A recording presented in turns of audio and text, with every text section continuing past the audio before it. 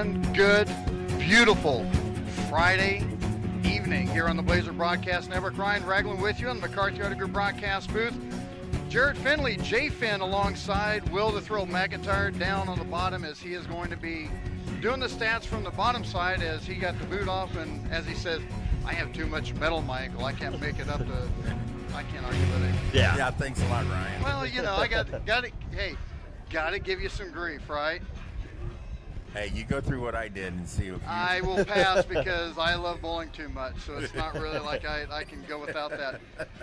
Anyway, as I talked about, we got a beautiful Friday for football, and I'll tell you what, for what we thought we were going to have earlier with the rain and everything, the way it was going, we really weren't for sure what was going to happen. And I'm sitting there, you know, working going, all right, we've got wind blowing, we've got rain coming in, they're talking storms.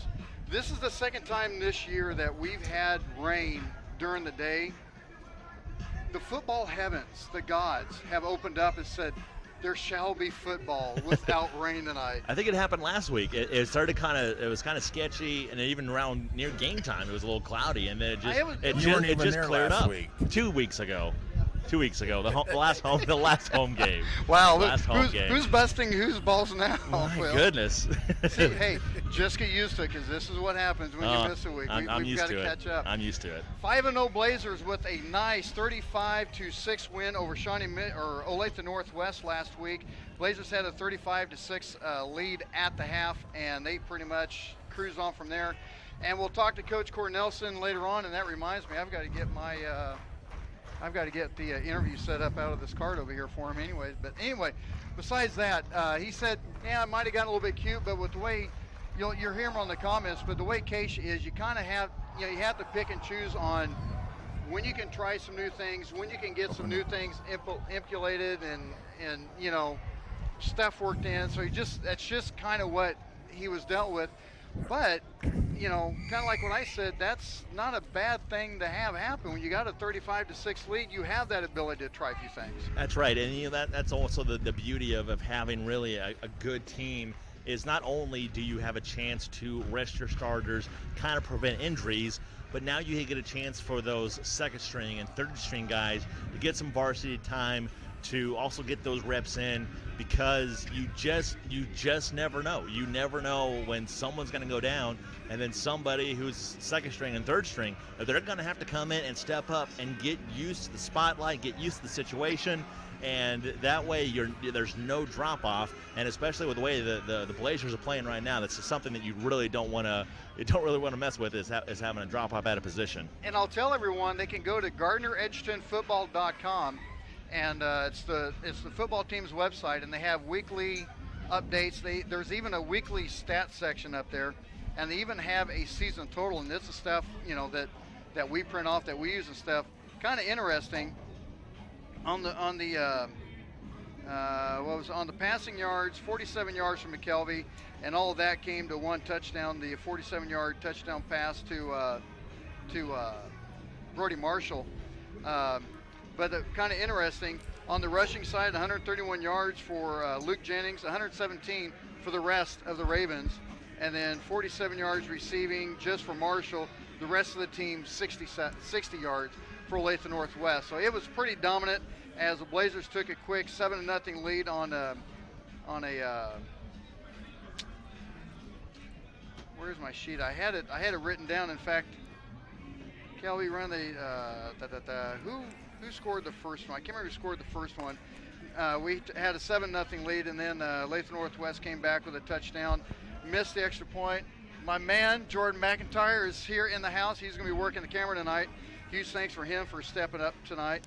Tevin McKelvey with a 70-yard touchdown run gave the Blazers a 14-6 lead. 41-yard touchdown run to Luke Jennings. That made it 21-6. Brody Marshall caught that 47-yard touchdown pass from Tevin McKelvey. That made it 28-6, and then Luke Jennings with another 8-yard run made it 35-6. No scoring in the third and fourth quarter. Defense did a nice job holding back. In fact, I'm trying to remember. And Will, you might be able to remember. I don't think Northwest really got much past the They didn't get past 50-yard the line. 50-yard line, and we even had our second and third stringers in. Yeah, they were stepping up. They were huge, too. stopping up. I mean, some of the boys stepped up and just made some vicious hits that, really impressed me to look forward to. Taking a look around the scores of the Sunflower League. In fact, if you can pull up 810 Varsity Sports and find out their scores real quick, because we had some scores last night, and I forgot to write those down. Once again, Gardner defeating the Ravens of Olathe Northwest 35-6. It was the Shawnee Mission North Indians we are playing tonight, defeating Olathe East, and everyone remembers how physical that game was. They defeated the Hawks 40-39 last week. Olathe West got their first win of the year over Shawnee Mission West, 40-14. Lawrence Free State easy over Sedalia, 51-0. Shawnee Mission Northwest defeated Lawrence 20-2. That will be the Blazers' next opponent, Shawnee Mission Northwest. That will be at Shawnee Mission North on Thursday night. That's our next opponent as they defeat the Lions 20-2. Olathe North 35-14 over Olathe South. And it was Shawnee Mission East over Shawnee Mission South, 35-18. Take a look at the standings real quick. Gardner and Lawrence Free State, the only teams that are 5-0 right now, and Lawrence Free State is in the eastern side of the bracket, so no threat there for the western Blazers. side. Western side, yeah. I'm sorry. I'm a Westerner used to saying the east side. Anyway, Shawnee Mission Northwest, Shawnee Mission East, Olathe North. Those three teams are 4-1. Shawnee Mission South, Olathe South at 3-2. Shawnee Mission North, the only team in the Sunflower League at 2-3.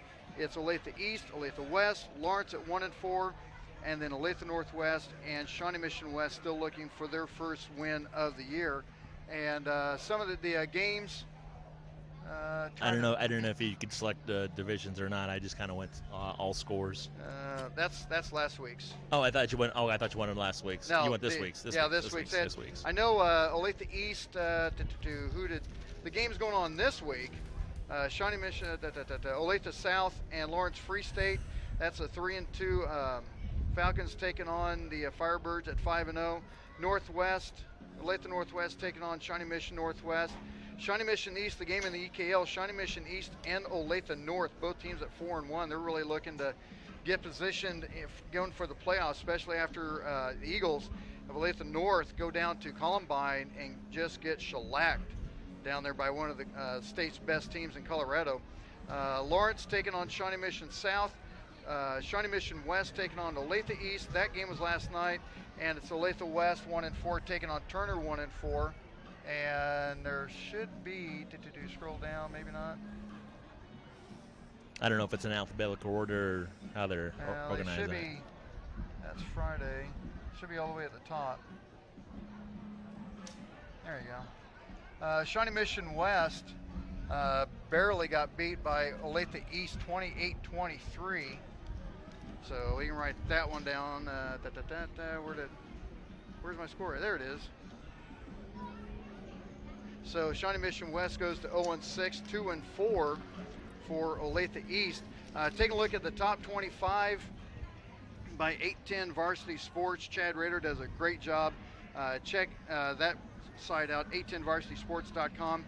As Rockers comes up with a 14-13 win over Bishop Miege. You know, and here's the thing. Coach Holmes is getting some grief by a bunch of people. I don't know why. You're at home. A lot of people say if you're at home, you take the tie, go into overtime at home. If you're on the road, that's when you go for two. You know what?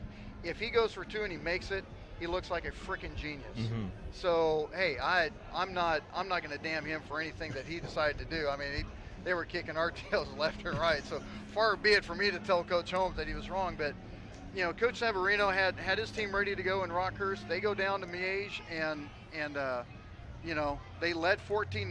Miege came back and lose at 13-14, not getting the 2-point conversion. But like I said, you really can't fault Coach Holmes. No, you really can't. I mean, when you have an opportunity, you know, in that situation, obviously you're going for the score, and now here's the decision. Do you go for the tie or are you going to go for the win? Well, at that point, you probably feel like you have all the momentum on your side. You've just scored twice. You've come back. You have a chance to win this football game. You know, you put your faith on your team. And as a coach, you know, as players, that's something you want to see from a coach that, hey, I trust you guys to get this done. Let's go out and win it. Let's go out, get this thing done, and let's go home with a W. Unfortunately, it just didn't happen that way. 2-point conversion, no good. But as a coach, you kind of, at some point, you have to have some faith in your team to go out and get it done, especially the way that his team played, obviously coming back 14-0 and was able to have a chance to win at the end. That's all. As a coach, I think that's the only thing you can really ask for out of your team is just have an opportunity to win. Just unfortunately, they just came up short. Well, at the same time, you're telling your offense, I believe in you guys. You can do this. Let's go knock this. And I haven't seen it, but the coach sometimes will make the decision, and sometimes the coach will get his offense around and say, what do you guys want to do? Do you guys want to go for the tie, or do you guys want to try to punch it in and end it right now? And a lot of times the coach will give the players that option. Not that he's laying it back on them, but I'm having faith in my boys for them to make the decision that they want, because they're the one playing the game, and they're the one that's gonna deal with the conversion or no conversion. Right, and a lot of those times, those decisions are made before the score. I mean, there's times that maybe there's been coaches like, hey, if we score here, we're going for 2. Yeah. Like we have the decision made that we're gonna go do this, and sometimes it is that situation, Ryan, like what you just mentioned, that sometimes touchdown, quarterback, running back, offensive line comes to the sideline or something. All right, I know once again I didn't know if there was a time that the coaches really had a chance to talk with the players. But it was like, all right, what do you guys want to do? Do you guys want to go for the tie, put this game in overtime, or do you guys want to go for the win right now? And like I said, get out of here with the W. And that's just something that as a coach and the players, obviously, is if your team is competitive, you're going to go for the win. You never know what's going to happen in overtime. So if you have a chance to win it, I mean, go for it. And that's exactly what they did. Unfortunately, you hate to see it. They just come up on the losing side. Hey, that's just how it happens. That's how it happens. The top 25, taking a look at some of the teams. Rockhurst is now standing at number 1. St. Thomas remains number 2. Bishop Miege falls down to number 3. Staley moves up from 6 to number 4. Lawrence Free State stays at 5. Lee Summit West falls down from 3 to 6. The big fall was Smithville that lost to Platte County. They dropped from 12 to 17. Blazer State at 9. Latha North moves up from 16 to 14 after their loss to Columbine, but that's a pretty tough team, and they played them pretty decent. They had to travel 15 hours. This week. Yeah. It's only 10. What the Nice. heck? You know what? I'd have flown it. Man, you get it far enough in advance, you can fly to Denver back and forth on Frontier for $100. Right. Yes, Will? Huh? Oh, I thought you were saying something, Will. That's still such a long it's trip. It's fun though. What yes, the heck? it's fun, but man, it's hard to kind of stay in a mindset when you get on that bus, because I'm guessing what they left Thursday. Did you say they left Thursday? Left Thursday morning. Left Thursday morning. You kind of have to keep in that mindset, and it's such a huge distraction because obviously in high school football you're not used to traveling 15 hours to a game. Give me a plane. At most 2 hours, 3 hours maybe to travel for a little bit, but 15 hours you have to spend the night and probably end up having to practice practice that night or maybe get some game film in. It's such a huge thing for high school kids to really adapt to.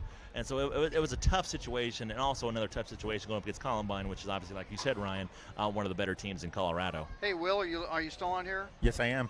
I'm sorry to say, but Fort Osage fell out of the top 25. Yeah, I seen that. I just thought I'd... Thanks, Ryan. Rub that in your face. No, just FYI. But I'm happy for the Mustangs. Mustangs. Oh, is that what they are? No. Aren't yours the Mustangs? Oh, Salina Central. Salina Central. What the hey? Yeah. I'm not going to go into that because no one around here really cares about Salina Central, but might.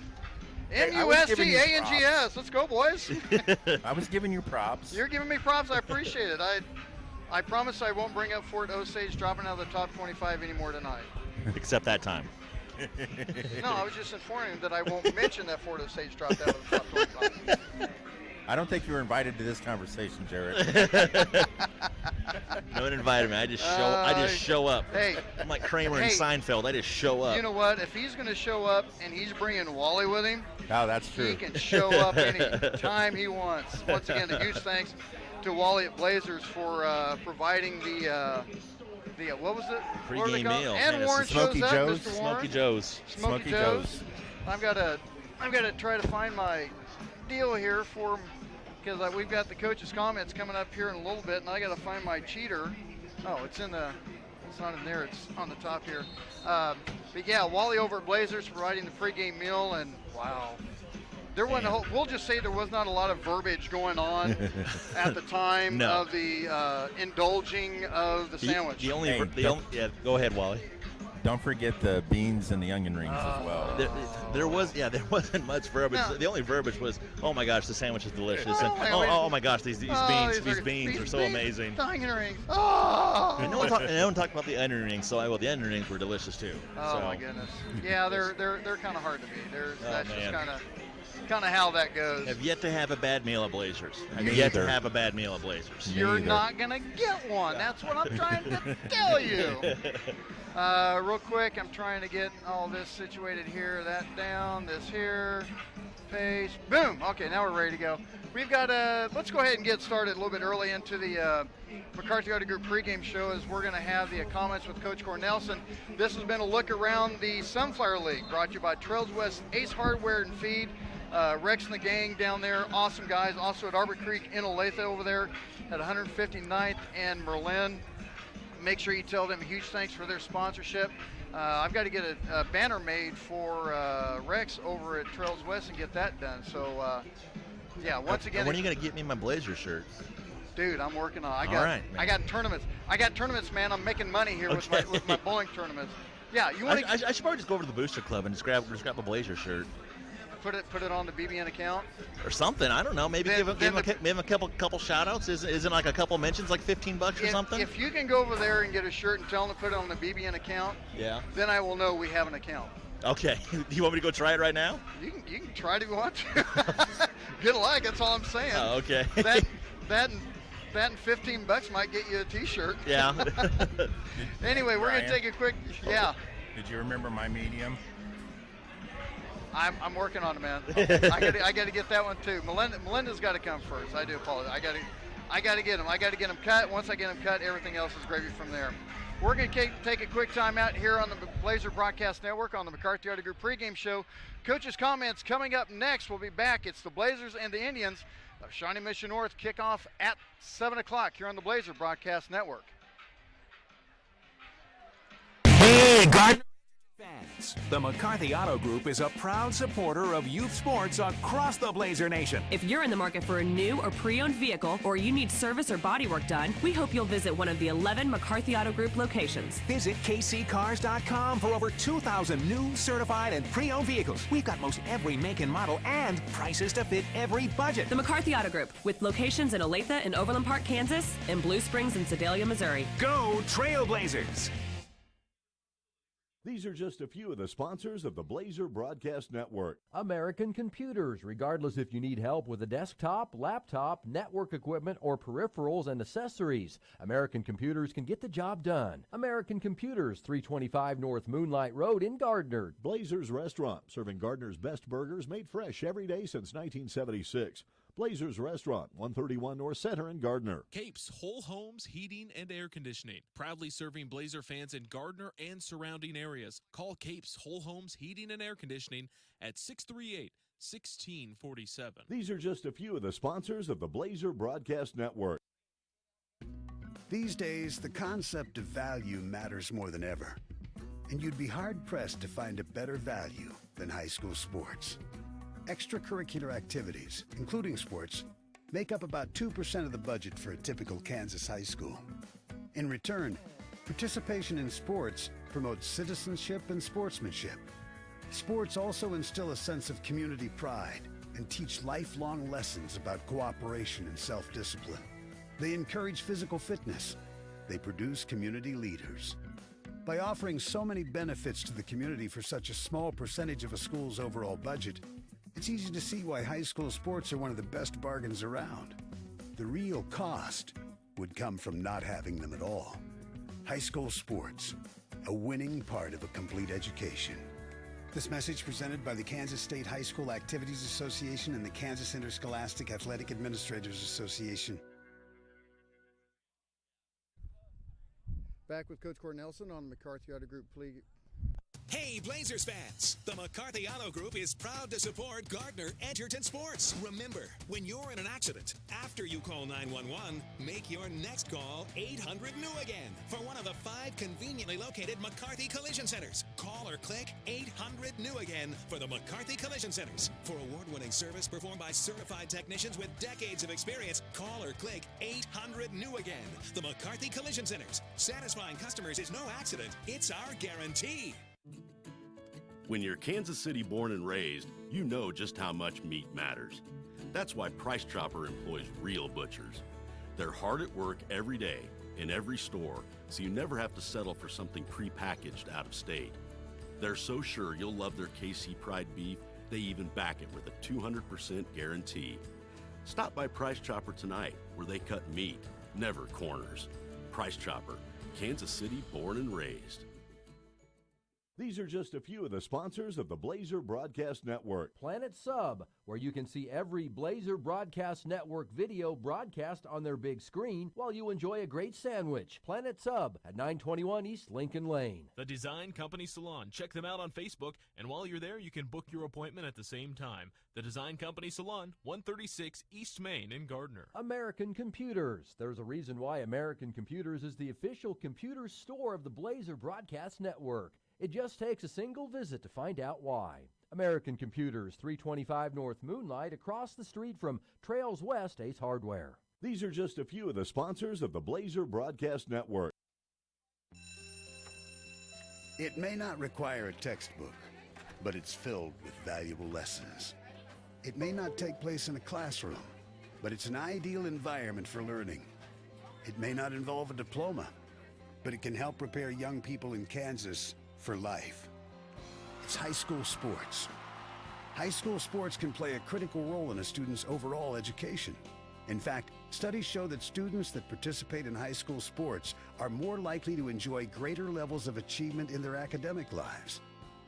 If you think high school sports are only about competition, think again. Better yet, think about attending a high school sporting event in your community. You'll be amazed by what you see. High school sports, a winning part of a complete education. This message presented by the Kansas State High School Activities Association and the Kansas Interscholastic Athletic Administrators Association. Talking with Coach Cornelson on the McCarthy Auto Group pregame show. Blazers coming off a nice 35-6 win over Lathan Northwest last Friday, and you guys had the 35-6 lead at the half. Defense did a nice job shutting the Lathan Northwest down, and you had said during the postgame that you kind of got a little cute with a few things and probably shouldn't have, but my mentality is unless you try something, you're really not going to know where you're at. So I don't think that's all that of a bad thing. Yeah, honestly, when Casey switched the rules to the way they are now, with every game being a district game and every game counting towards your record, which seeds you in the end. Used to you had 6 games to try some stuff and do some things and play 3 district games. Well, now they're all district games, so it doesn't allow you to have as much freedom in trying to work some things. So we got a lead, so we were trying to work a few things. And it didn't look too good, but it was good for us to get a chance to do some of it. But in the end, we won the game. The kids, I thought they executed well. We just didn't punch it in because I was getting cute with some play calling and probably shouldn't have. So. Well, when you take a look, we'll just center on the first half then offensively because that's where the scoring was. But, you take a look at the different ways that you scored. You were able to do it on the ground. You were able to do it in the air. You were able to get both sides going. Plus, on top of that, you were able to, special teams wasn't too bad with the strong north wind that you had. So I don't know if you'd say all 3 facets were exactly where you wanted it, but it was still a pretty good complete game. Yeah, it was. Kids are playing hard. Honestly, the first couple series we stalled out offensively. They did some stuff we hadn't seen on film, and And had a good plan against us, and it took us a little bit longer than what it should have to figure out exactly what they're doing and how to get the right guys in the right spots. And so I feel like we needed to adjust quicker to that. Whether that's part of that's our offensive line's got to adjust on the field, and I got to do a better job on the sideline making sure they understand how we got to get to certain people. So after that, once we did get the adjustments made, then our offense started kind of rolling like it should. It just, in a game that's closer point-wise, we don't have that many possessions to get it right. So we got to do a better job of making sure we get it right on the first possession. The one thing that's real, I've seen a big improvement since the Lawrence game with the Olathe East game and the Olathe Northwest game. Special teams really coming in and playing a lot better. The punting game with the ball control is really working out a lot better. Even with the strong wind, even going against the wind, you guys were still doing a nice job with the field position. Yeah, and we've spent a lot of time. Normally it's one day work this, the next day work that, and since we struggled early in the season, we work every special team every day, and so we hope that's what it's going to take, and a lot of time in practice to make sure that we're working and talking about it, even if it's a jog through, just so our special teams are playing better. Obviously, it was an issue first few weeks, and hopefully we're getting better at it each and every week. We'll be back with more with the coach right after this. Hey, Gardner Edgerton fans! The McCarthy Auto Group is a proud supporter of youth sports across the Blazer Nation. If you're in the market for a new or pre-owned vehicle, or you need service or bodywork done, we hope you'll visit one of the 11 McCarthy Auto Group locations. Visit kccars.com for over 2,000 new, certified, and pre-owned vehicles. We've got most every make and model and prices to fit every budget. The McCarthy Auto Group, with locations in Olathe and Overland Park, Kansas, and Blue Springs and Sedalia, Missouri. Go Trailblazers! These are just a few of the sponsors of the Blazer Broadcast Network. Humphreys Family Dentistry. Come meet one of the newest and best young dentists in the area. Dr. Julie Humphreys will win you over simply with her smile. Dr. Julie Humphreys at Humphreys Family Dentistry, 434 West Main in Gardner. Junior's Detail and Plasti Dip. When your car looks good, you feel good. See how good you can feel today. Junior's Detail and Plasti Dip, 620-1253. Trails West Ace Hardware and Feed and Arbor Creek Ace Hardware. No need to drive all over the place for the best tools. Ace is the place and the new home for Craftsman tools. Trails West Ace Hardware and Feed, 240 North Moonlight in Gardner, and Arbor Creek Ace Hardware, 159th and Muir Lynn in Olathe. These are just a few of the sponsors of the Blazer Broadcast Network. Back with Coach Corey Nelson on the McCarthy Auto Group pregame show. Blazers getting set to take on Shawnee Mission North, who is running a 2-game winning streak after starting the season 0-3. And one of the things that really shocked everyone when they saw the 40-39 win over Olathe East, and we all know how physical they can be, and they pushed you guys to the limit. So this is definitely not a game that anyone can take lightly. No, there's no doubt. It's the best team we've seen today. They've got some skilled guys that really put you in matchup. Probably maybe one of the best, if not the best receiver I've seen in Kansas this year. He's extremely good. They got a back that's really shifty, so you put those two guys trying to stop the run, but not let the one receiver get you, on a deep play or anything for that matter. So it's definitely a task that we haven't seen to this point, especially for our defense. And then offensively, they started getting momentum, and you can tell they played some really good teams early because they're playing really good football right now. They're drastically better than what they were week one. When you take a look at the whole situation with them, there's a lot of different ways you can take a look at the whole thing. You can look at Shawnee Mission North having the 2 games, and maybe those guys are going to start relaxing a little bit, thinking, okay, we've got this, and maybe they have an off day, or maybe you guys get to the point going, okay, we're 5-0 and they've only won 2 games, But the thing that I've seen is on that aspect, the level of the practice is different from where it was at the beginning of the year. Yeah, I think our kids understand that it's next play, next game, and you can preach that all you want until they believe it, until they do it. It really doesn't matter, and they've done it so far. We haven't played well at times. We've played really well at times. I still think we're better sometimes than what we've shown. But I do feel like our practices have been consistent. The kids are starting to understand what it takes to not only win a game or 2, but to continually win. It's not as easy as sometimes it looks. So they're learning how to deal with that, and everybody's going to give us the best shot when you're 5-0 and everybody's coming in to try to beat you. And so it's exciting, but our kids got to be ready to play each and every week. And, when you look at our league, outside of, Free State looks to be pretty dominant, then there's a lot of teams right there that can win on any given night. So I don't think that the margin of difference is very big, and so we got to be ready to play. And at the label of possibly being the number 1 seed for the playoffs when they start week 9, is that something that you bring to the guys and say, hey, this is where we're at. If you want to stay there, this is what it's going to take?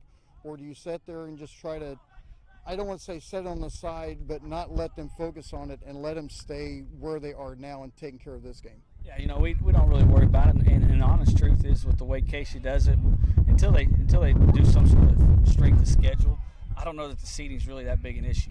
Because you could be a 1 seed and you could be playing somebody quite a bit better than a 6-7 seed. And so, to me, the seeding's, it is what it is. We're not going to worry about it. We'll go play each and every game the best we can. And then wherever we fit, then we just got to be ready to play when the playoffs hit. Well, plus on top of that, the good side is you get that number 1 seed, you're going to have an extra home game. So there's never a bad thing on that. Yeah, no doubt. And like I said, we want to win each and every game. We're not worried necessarily about seeding. We just want to win one game at a time. Well, good luck tonight. Let's go get another win. Thank you, sir. Stick around. Coming up next, the starting lineup and the kickoff right after this on the Blazer Broadcast Network. Hey, Blazers fans! The McCarthy Auto Group is proud to support Gardner Edgerton Sports. Remember, when you're in an accident, after you call 911, make your next call 800-NEW-AGAIN for one of the 5 conveniently located McCarthy Collision Centers. Call or click 800-NEW-AGAIN for the McCarthy Collision Centers. For award-winning service performed by certified technicians with decades of experience, call or click 800-NEW-AGAIN. The McCarthy Collision Centers. Satisfying customers is no accident. It's our guarantee. These are just a few of the sponsors of the Blazer Broadcast Network. The Design Company Salon. New owners and the same great service, but with a new look. Go check them out, 136 East Main in Gardner. Blazer's Restaurant. Not just serving burgers, they now have barbecue, soft serve, and hand-dipped ice cream with 8 different flavors and combinations. Blazer's Restaurant, 131 North Center in Gardner. Trails West Ace Hardware and Feed, and Arbor Creek Ace Hardware. Check out their paint department, including their paint tinter and Clarkson Kensington Paint and Primer in one. Trails West Ace Hardware and Feed, 240 North Moonlight in Gardner, across the street from Cherry Berry. These are just a few of the sponsors of the Blazer Broadcast Network. Amazing barbecue. The Kansas City Strip. If there's one thing this town knows, it's meat. That's why Price Chopper butchers take the time to cut meat fresh in-store daily. None of that prepackaged stuff shipped from out of state. It's also why Price Chopper backs all their KC Pride beef with a 200% guarantee. If you don't love it, you'll get a replacement and your money back. No questions asked. Price Chopper. Kansas City born and raised.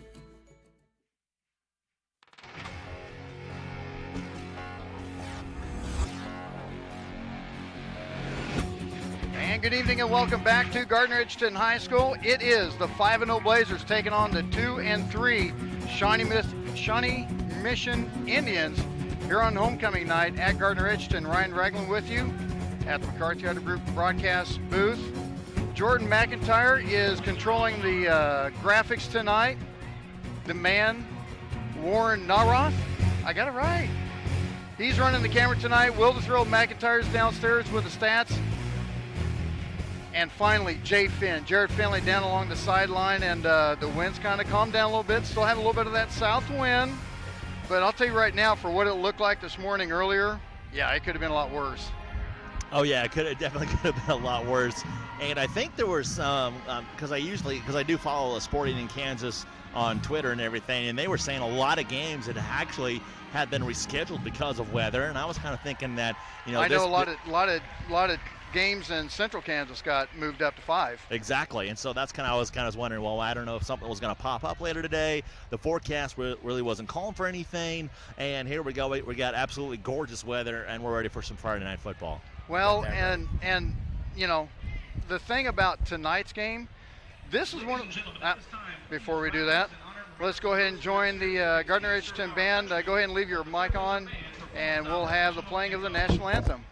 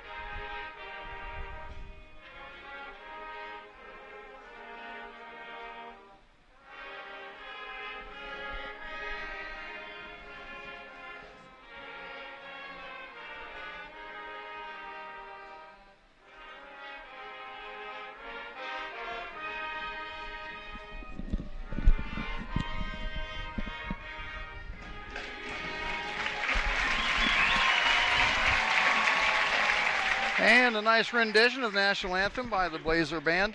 Real quick, Jared, as I was talking about, just getting ready to get into before we get to starting lineups, this is one of the games. Shawnee Mission North coming up with a 2-game winning streak, defeating Olathe West and a 1-point win over Olathe East. These guys are running a little bit of a high. These guys have been down a little bit. They want to keep that streak going. Blazers are 5-0. They've got a lot of confidence. They cannot have that let up and let this be a trap game. Something that, as coaches really say, that usually you have one team coming into game with nothing to lose, and that's what Olathe East really has. They really have nothing to lose other than just to come out here and just kind of play their tails off. And with Gardner, there's you heard Coach Cornelson really talk on the pregame. They want to take it game by game. They're not looking at seeding. They're not looking at the playoffs. They're not looking at anything like that. They just want to take it on a game by game basis. And so this is, if you're the Blazers, this is the biggest game of your season. That's the kind of the mindset that you need to have, as that every game is big. And to tell you what, this kind of looking behind me, this crowd is absolutely on their feet. They are getting ready for some Blazer football. This team's excited, and we'll just have to see what happens. And no game is played on paper, because if it was, they wouldn't even play the games. It's two teams going to battle here today, and as the season, it's kind of hard to play. The season's kind of winding down here. And I'll tell you what happens. You wait till the first week of playoffs, and the Blazers have a home game, and if they are undefeated, this place is going to come unglued. You watch. I'm just saying. We're going to take a look at the starting lineups. We'll take a look at the offensive side. Or did you get with the white hat there, Jared? Oh, yeah. Oh, yeah. Of course I did. And he didn't have a problem with it. No, he didn't. Of course not. He wants a little bit of airtime, too. Let's see. Let's go with the defensive side. I don't have the markings on positions. I should have had that down. I do know on the front line, Gerald Padico, 6 foot 237. Number 79, Peyton Vance, playing the defensive lineman. He is 5'9", 277. Taking a look at some of the other corners.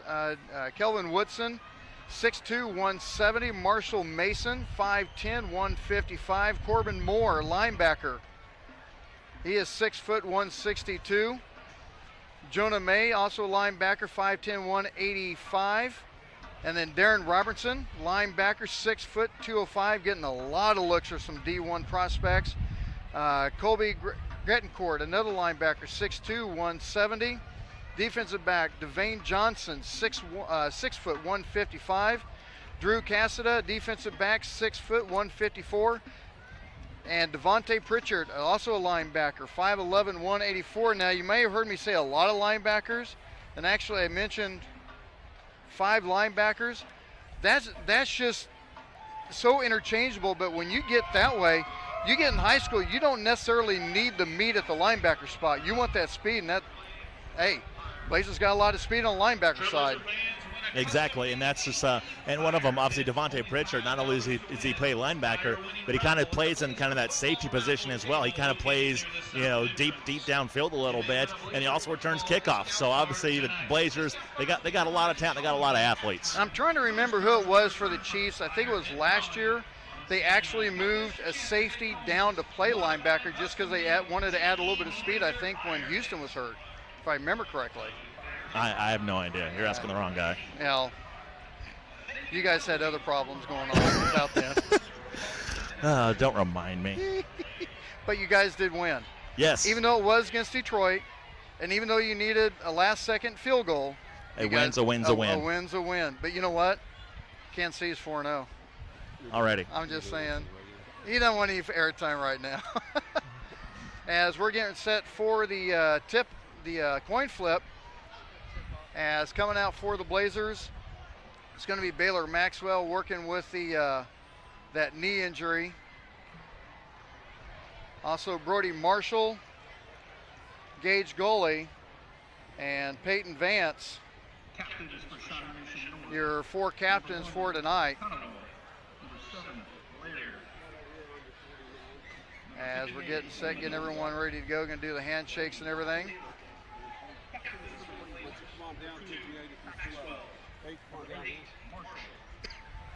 And we'll go downfield and carry the coin flip. Guys, respect the game of football this evening. You're the visitors. What's your call? Tail. Okay, call the tail. It is a tail, or it's a head, so you've won. What would you like to do? Defer. You want to defer? You want the ball? You want to kick just like you are, okay?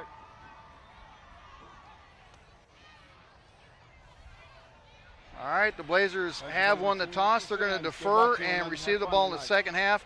They are going to defend the south goal with the wind at their back to start.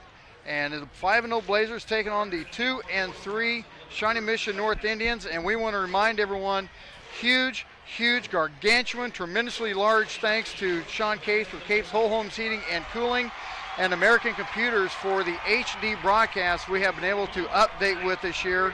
And everyone's been liking it, and I've been liking it. Hey, did I tell you, Jared, that when we have a video broadcast that McKelvey and a bunch of the boys get together and watch the broadcast when they get home after the game? Oh yeah, you did. You did tell me that. Yeah, he says he looks faster in HD. Hey, whatever it takes, man. Everybody looks faster in HD. Hey, I either look slow or slower. But you look good doing it. But God, I look good doing it. If you're going to be slow in style. That's right. It's the Blazers and the Indians of Shawnee Mission North. The Blazers 5-0, Shawnee Mission North 2-3. Homecoming night. Sit back, relax. Tell everyone the Blazer Broadcast Network is on. Hit that like button. Hit the share. Let everyone know that we are on there. Last time I saw, we had 142 or 143 subscribers on the Blazer Broadcast Network YouTube page. I want to kick that thing up to 200 before the end of the season. So tell everyone about it. Like it, share it. Let's see how many people we can get on here. Let's see if we can get 200 viewers watching at one time tonight. As the Blazers kicking the ball off on week number 6, the Blazers 5-0. It's going to be a short number. Almost taken away. Knocked out of bounds. And I'll tell you what, you cannot be lackadaisical on anything like that. The Blazers almost came away with a recovery. And I'm going to have to say, I think that was absolutely on purpose. It was. It was absolutely on purpose. I think Gardner wanted to maybe surprise, Olathe East with a little pooch kick, and they almost did, and Olathe East didn't go for the football. I don't know if they forgot what was going on or forgot the rule, but yeah, it's like you got to go get it. That's still live ball until someone grabs it. So 1st and 10 for the Indians.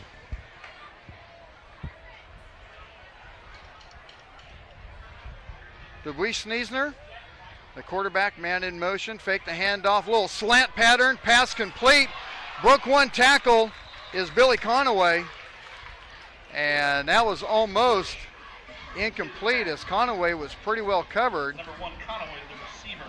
Yeah, once again, there it is. It's that little quick passing game that Gardner obviously still needs to improve their defense on.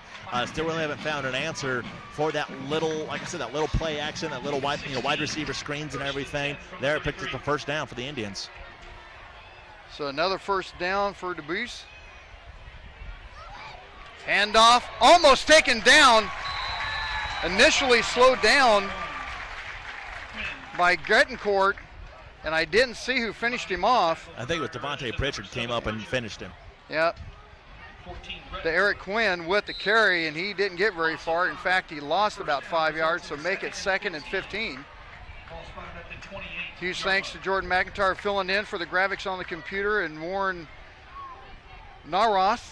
I got to sit there and think about it for a little bit. It'll come natural, helping out with the camera tonight. Back to pass game, pressure from the backside. Grettencourt hitting for the fumble, and I believe the Indians have recovered the fumble.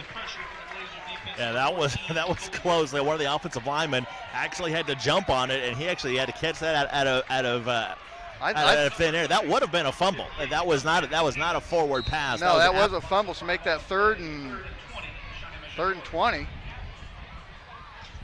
If this was Kansas City and 3rd and 20, I wouldn't be worried. I've got the wind in my face, and it's 3rd and 20. I'm worried. So Twins to the far side for Shawnee Mission North. First possession of the game. Looking near side, going downfield. He's got a man open, a little fade route on the sideline, and the pass is going to be complete on the coverage. Was Ethan Reynolds. Pass completed to Lorenzo Henderson. And that was something that you saw them Nice practicing. touch. Yeah, that was a very nice pass. And that was something they was really practicing during the pregame. It was just kind of a quick snap, and the quarterback would just kind of lob it up there and just have his wide receiver run it. It's exactly what that play was, and we saw that. They were working on that pretty much their entire pregame. Call that dumping it in the bucket. Much. Clock at 10:07. Pump fake. Pressure. Pass is going to be incomplete as he got pressure from Pritchard, and I believe Picado. So make it 2nd and 10. A lot of pressure on that front line by the Blazers. And they're putting a lot of pressure on that quarterback, not allowing him a lot of time to throw. You notice where that pressure's coming from. It's that near side. That's right. And he's got about, I think the quarterback, he's got about 2 seconds before he needs to get rid of that football and longer. And you're probably looking at a dangerous play. Clock at 10:03. Blazers come back with a blitz. Hand off to the near side. Brought down and not let go. And there's a fumble on the play. Pritchard comes up with the fumble recovery as the tackle was made by Gage Gully. A fumble recovery by the Blazers as the Blazers have it 1st and 10. That was this defense there from the Blazers, able to strip that football away from the running back, and the Blazers get the football back. Blazers get the ball on their 46-yard line, 1st and 10. Sean Cape showing up. Did you get your sandwich downstairs? We got a sandwich downstairs for you. Oh, it's... So first offensive possession for the Blazers at 9:56 to go in the first. Hand off to Hunsberger as he's going to get about 3 yards on the play. Simple dive play for the Blazers. Yeah, it's just a simple fullback dive there for the Blazers. Open up their first offensive play of the series. Clock running at 9:30.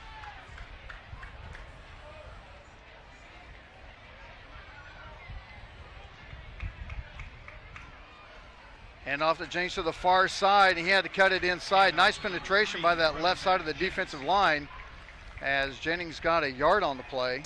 And Indians defense really stepping up right now after these first 2 plays, only allowing 3 runs, 3 yards on a couple of runs.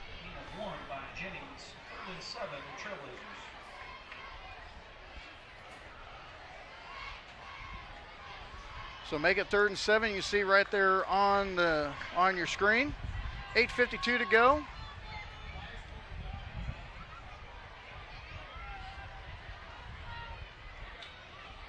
Ball on the 49-yard line. Fake the handoff. McKelvey keeping himself, cuts it inside. He fumbles it at the 49 of the Indians. We're going to have to see where. And back-to-back fumbles. And I'd have to take a look at that again, but it kind of looked like McKelvey might have been hanging that a little bit loose and not getting that tucked in. Yeah, exactly. And he was kind of carrying that football like a loaf of bread, and it just got poked out, and the Indians now have new life. Got to take care of the ball when you got it.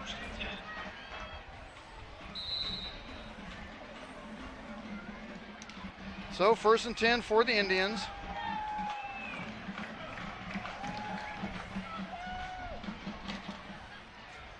Blazers had a lot of defensive pressure from the near side. We'll see if they can keep that up. They've got an extra man helping with a tight end to the right. A cluster up top. Hand off to Henderson. Tries to get around the corner. Being chased by Robertson. Tries to cut it inside, but nothing there as he got met up. Robertson kind of slowed him up a little bit, and then it was Devane Johnson that came up with a tackle with no gain on the play.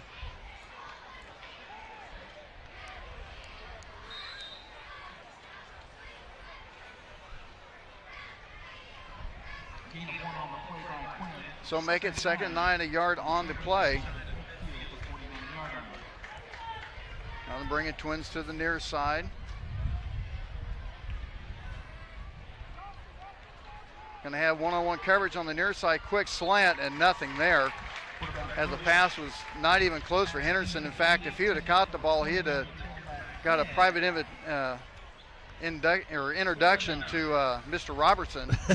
Yeah, that was a very, very dangerous pass, and I'm guessing we're going to see a lot of those kind of pass plays from the Indians. It's going to be 3-step drops or 2-step drops, and just kind of get it out there, and just hopefully one of your wide receivers can really make a play, because he's not allowed a lot of time in the pocket there to throw the football. Clock stopped at 7:48 in the first quarter. Looking near side, trying to run on a slant, nothing there. Pass intended for Noah Laird, and it's incomplete, so it's going to be 4th down, and it's going to be a punt for the Indians. That was a nice defensive play there from Cassida. He was able to break up the football, and he got there right as the football did, and that falls incomplete. So with the wind in your face, and it's a pretty strong one, I'd say that thing's still going about 20, 25 miles an hour. I would think you're going to try to keep this one low line drive. And that's pretty much what they do. And almost, and I'm going to say luckily, that Drew Cassida got his knee on the ground when he picked the ball up. I thought he was going to let it go after that bounce. But that's the one thing we've learned with this field turf now. It's like you're almost playing Russian roulette when you let that ball hit the turf. You don't know which way it's going to go. That's right, and we've seen the Blazers struggle with is special teams, and that was close from Cassida, and he was able just to get his knee down, and the Blazers now start at their own 17-yard line. Yeah, we'll give that one to 17. You better. I'm right on it. I can count. I can count up to 17. I have to use all my fingers. Oh, I can do it. Yeah, take your shoes off. I'd have to. Hey, I get after 11, I get lost. Hey, there was a false start, and they're going to re-kick. You know what? I missed that. Yeah, I missed that flag, too. I didn't even see a flag on the play. Willard on the mark. Man, eyes like a bat. I'm telling you. Or a hawk. Which one is it? Well, the bat can see in at night. The hawk can see anytime, so take your pick. Well, Ryan's usually kept in the dark. He should be able to see. Wow. Oh, man, I love it. I love it when you rag on Ryan. I love it. Wow. You tease him about listening to Yanni. Hey. I'm never letting that go, by the way. I will probably. That. You have never. I got to go to Junction City after this for a regional tomorrow morning. So I will probably be indulging into a little bit of Yanni with my night drive to Junction City. So. And that was almost blocked. He gets away from it. And looks like the Blazers going to gain about 5 yards on the whole ordeal. They're going to mark it at 26? Yep. Looks like, 26-yard line. So they're going to make 9 yards out of it. I'm pretty sure Coach Cornelison said, hey, Tevin, yeah. Hold on to the football. Let's script it, okay?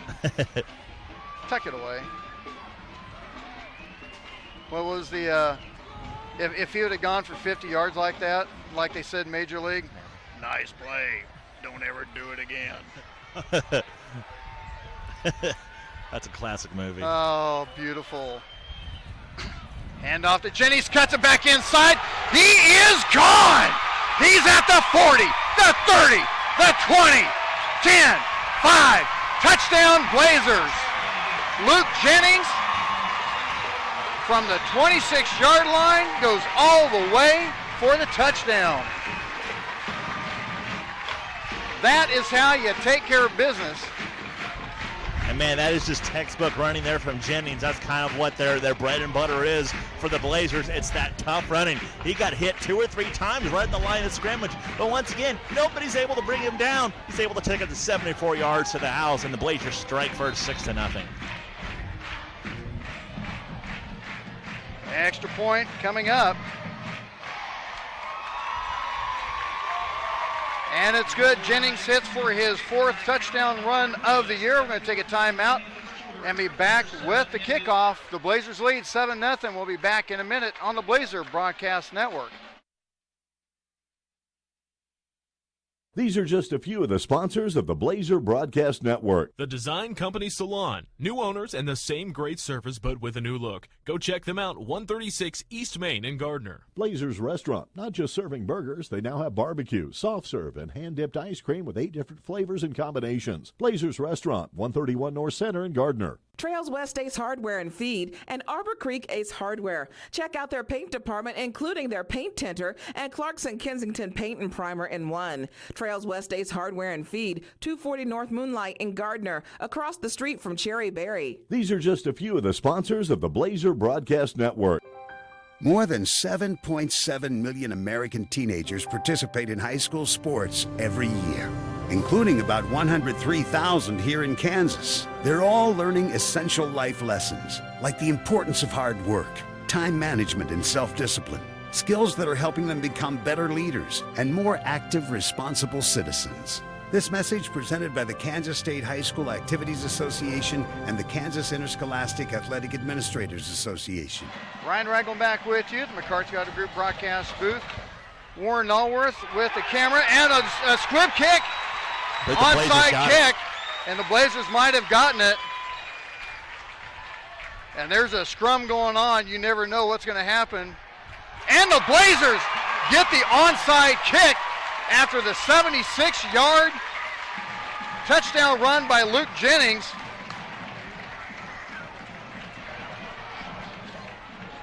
Once again, just catching them off guard. And now if you're the Indians, you're going to have to realize, okay, we're going to have to put some wide receivers and some running backs in that front 2 lines, just because you just don't know now what the Blazers are going to do. Are they going to kick it short, or are they going to pooch kick it or whatever?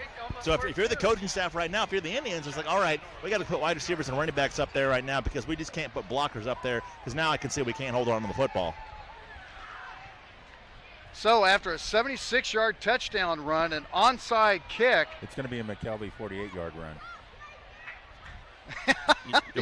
He's calling his shot. Hand off to Hunsberger. And he's going to get that up to about the 42. So make it 2nd and 4. Remind me never to take you to Vegas, Will. That's all right. I'll go to Connecticut again, where I won $1,600 a few weeks ago. Oh, okay. Hey, don't be hating. Hey, I worry people the way I play blackjack. I either win big. I take an amount. You either win big or you cry? No, I either win big and go, wow, that didn't work out. Oh, okay. That time. 2nd and 4, clock at 6:35. Pass for Jennings, running a little seam route and just out of the reach of Jennings. And McKelvey wishes he had that one back.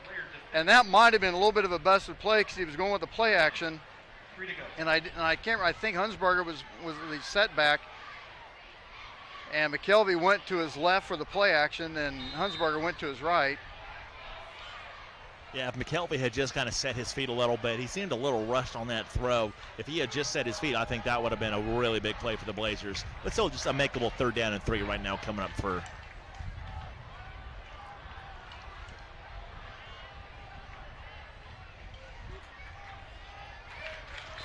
And it's going to be a 1st down by Hunsberger. So another 1st down for the Blazers. 71 Miller on the tackle.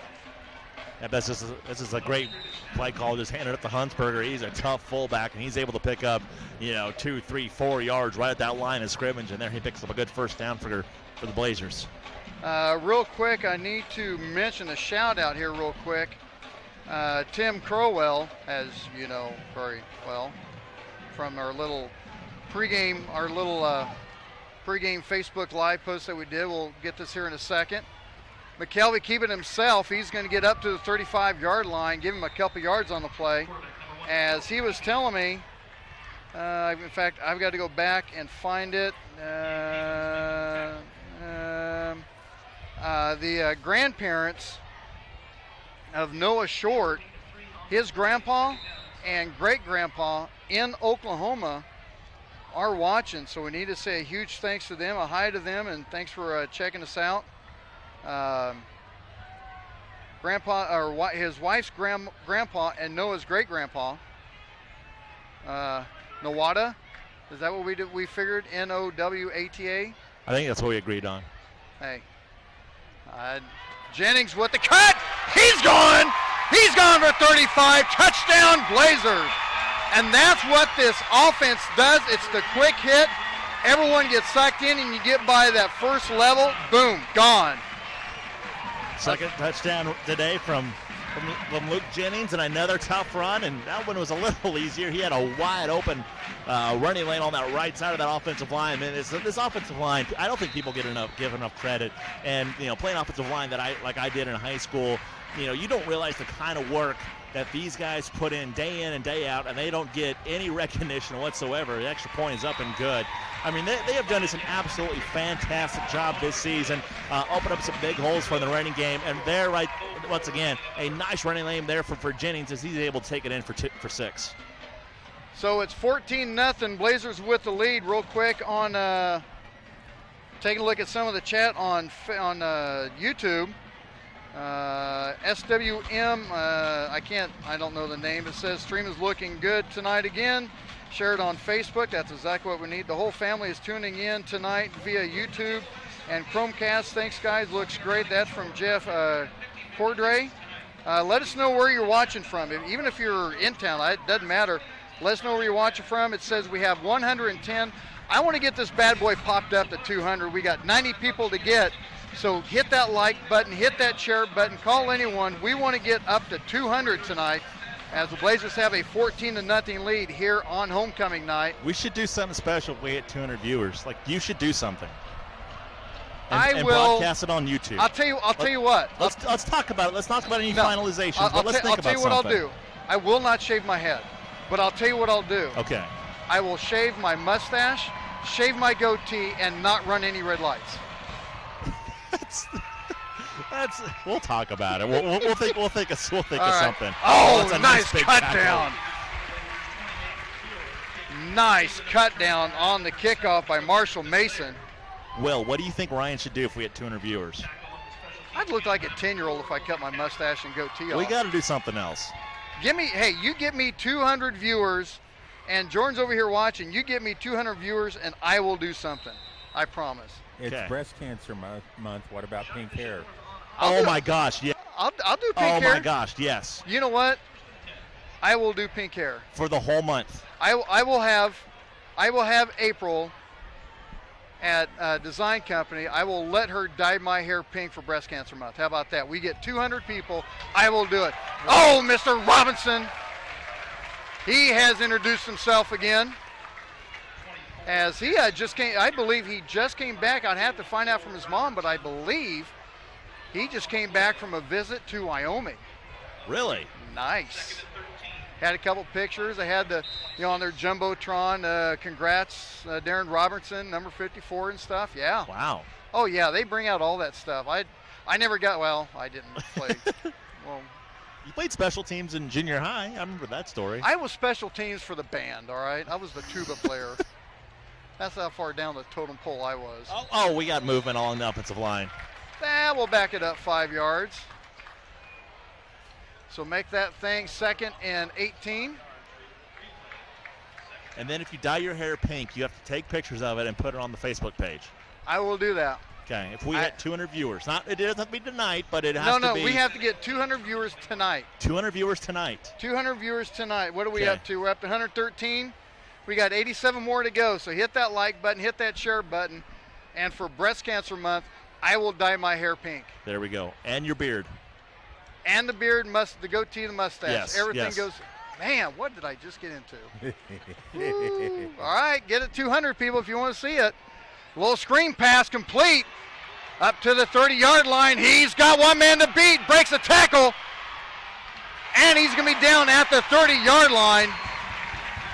Not giving up on the play was Ethan Reynolds. Pass completed to Billy Conaway.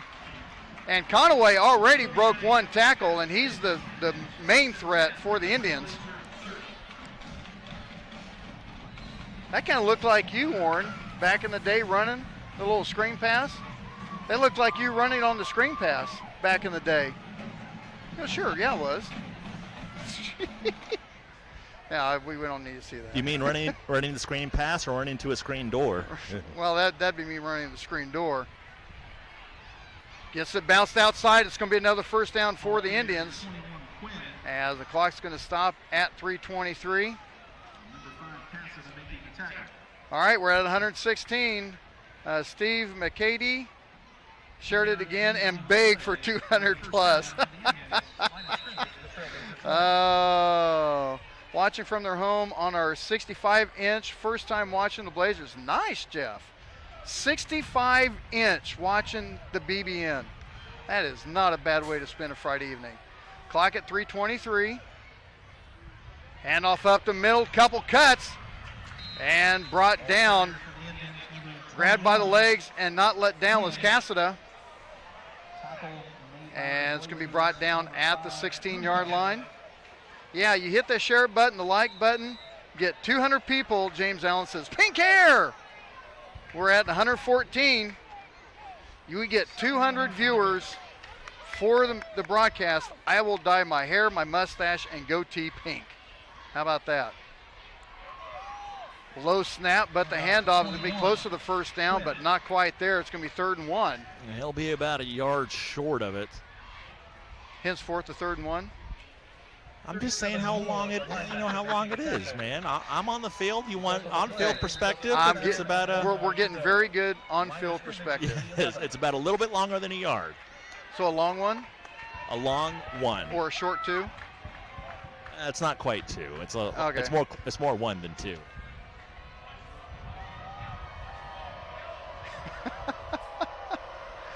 Sean Cape showing me a text here real quick. Oh, butt down hard behind the line of scrimmages. Goalie. What did that say again, Sean? Oh, my God. He's not talking. Oh, my goodness. He's actually texting my boss and telling him that he may have a driver with pink hair on Monday. He's good friends with my boss, and I'll tell you what, that's just going to get me in trouble. If we get 200 viewers, I will dye my hair pink. We're at 122. See, Renetta Clemens, go get them Peyton Vance, my mom, stepdad, sis, and brother-in-law Cody, all the way from Syracuse. Pass at the goal line, incomplete. Nice defensive job by Reynolds on 4th and 3. And you know the good thing about Reynolds was on that play, he turned around at the right time. I mean, if he kind of had his back turned a little bit, but he turned around right at the right time, was able to knock the football away and kind of stay away from that face guarding penalty that a lot of cornerbacks kind of get in trouble for. But nice play by Reynolds and a turnover on downs, and the Blazers turn away the Indians. Clock at 1:29.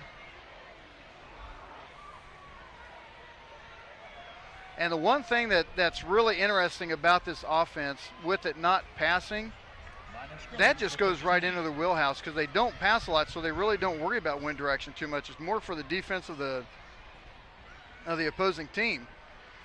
Handoff for a couple yards, make it 2nd and 8. Clock running at 1:20.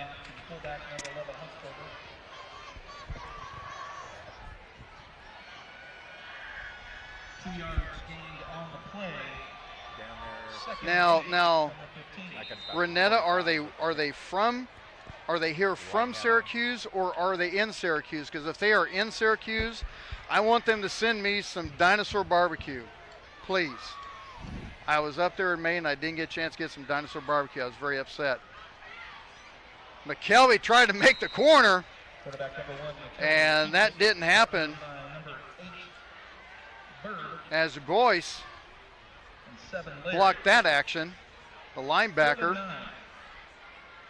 3rd and 9. See when they start the play clock, as Blazers going to have one more play for the first quarter.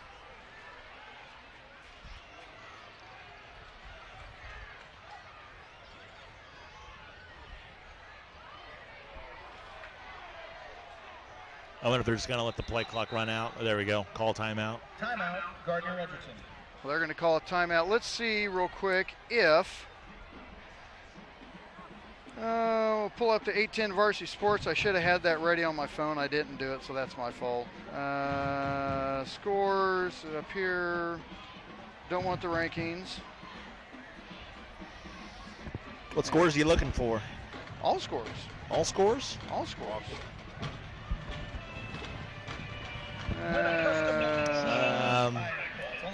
We're getting there. There we go. See, I see some scores here. Okay, here we go. Lawrence Lions up 7-0. Shawnee Mission East Lancers 7-0. Oh, that's a big game with East and Olathe North. Olathe North.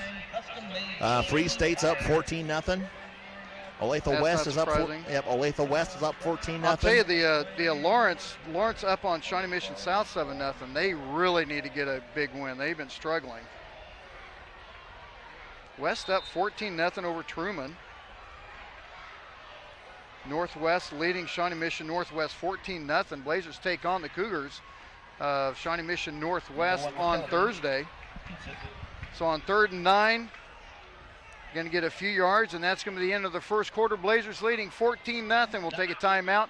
Be back with the second quarter right after this on the Blazer Broadcast Network. These are just a few of the sponsors of the Blazer Broadcast Network. Capes Whole Homes Heating and Air Conditioning, where customer service and industry knowledge collide. Capes Whole Homes Heating and Air Conditioning, 638-1647. Humphreys Family Dentistry. Come meet one of the newest and best young dentists in the area. Dr. Julie Humphreys will win you over simply with her smile.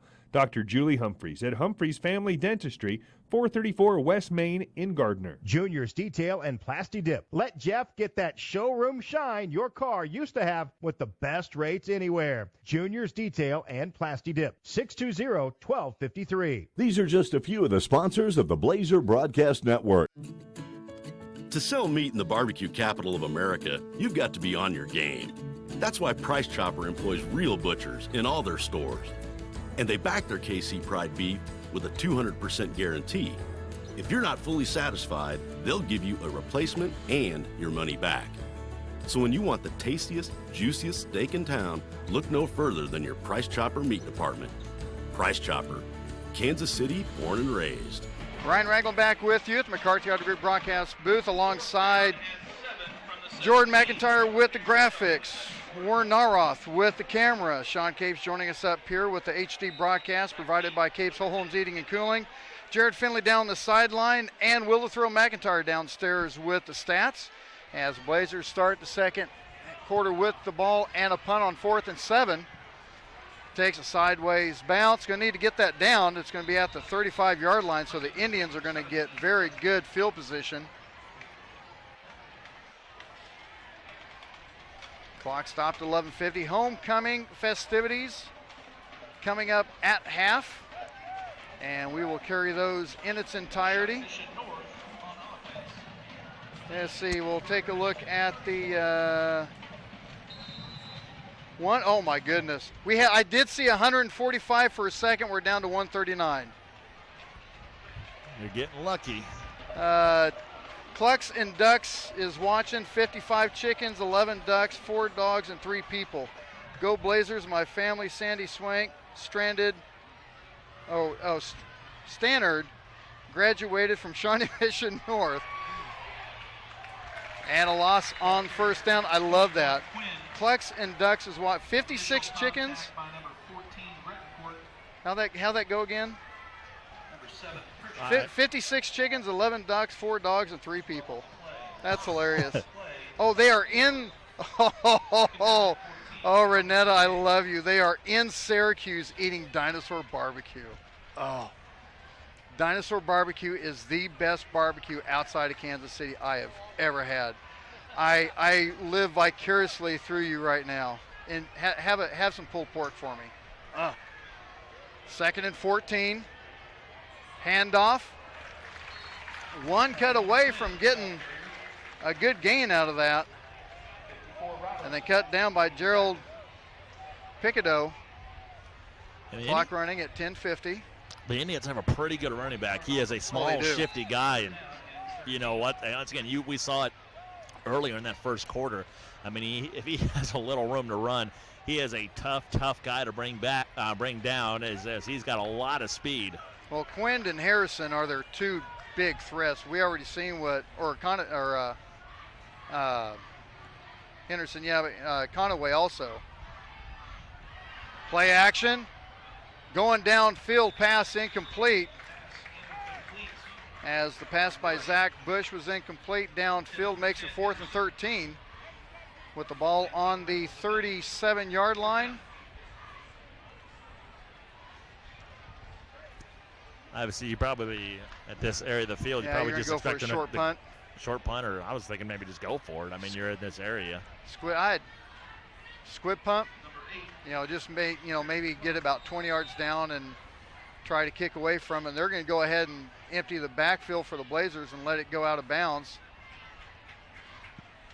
Yeah, that one's they're going to try to hit for a corner. Oh, almost. That was close. I'm not going to lie. I thought that actually hit out of bounds, and that's what they're saying. It hit out of bounds. They're saying it did hit on the fly.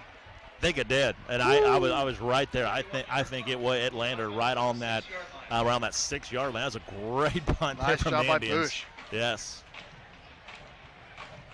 Would that be as good as the Chiefs kicker?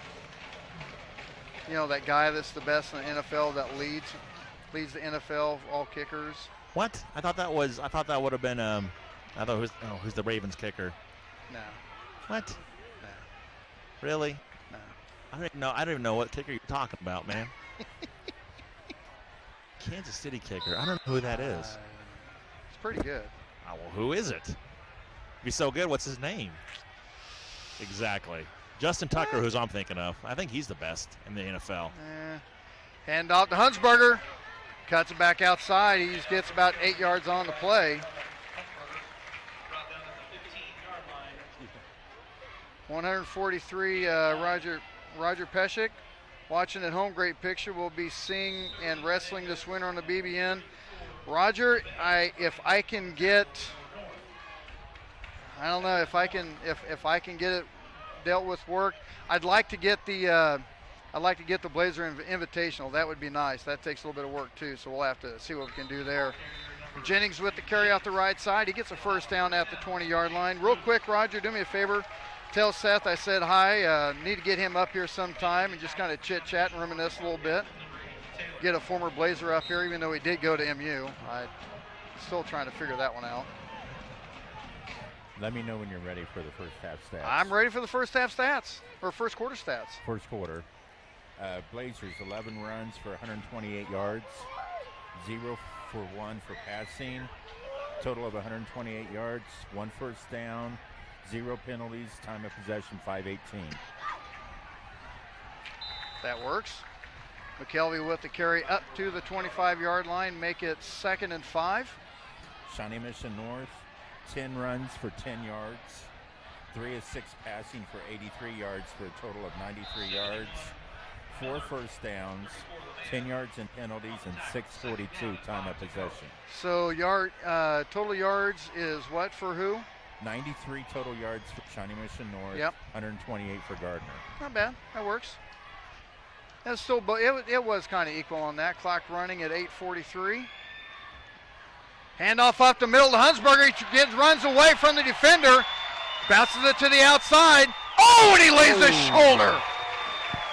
Oh, my. Hunsberger said, okay, you're going to tackle me. You're going to pay for it. And KT Harris went, yeah. The number of that freight train had 2-1 on it. 2 1s. Stops the clock at 8:30. That's what you like. You know what? That's a running back's dream. He sees a defensive back backpedaling, and he gets a full head of steam. Yeah, don't be telling me he's not going to lower the shoulder. Did you get a good picture on that one, Warren? I thought maybe you did.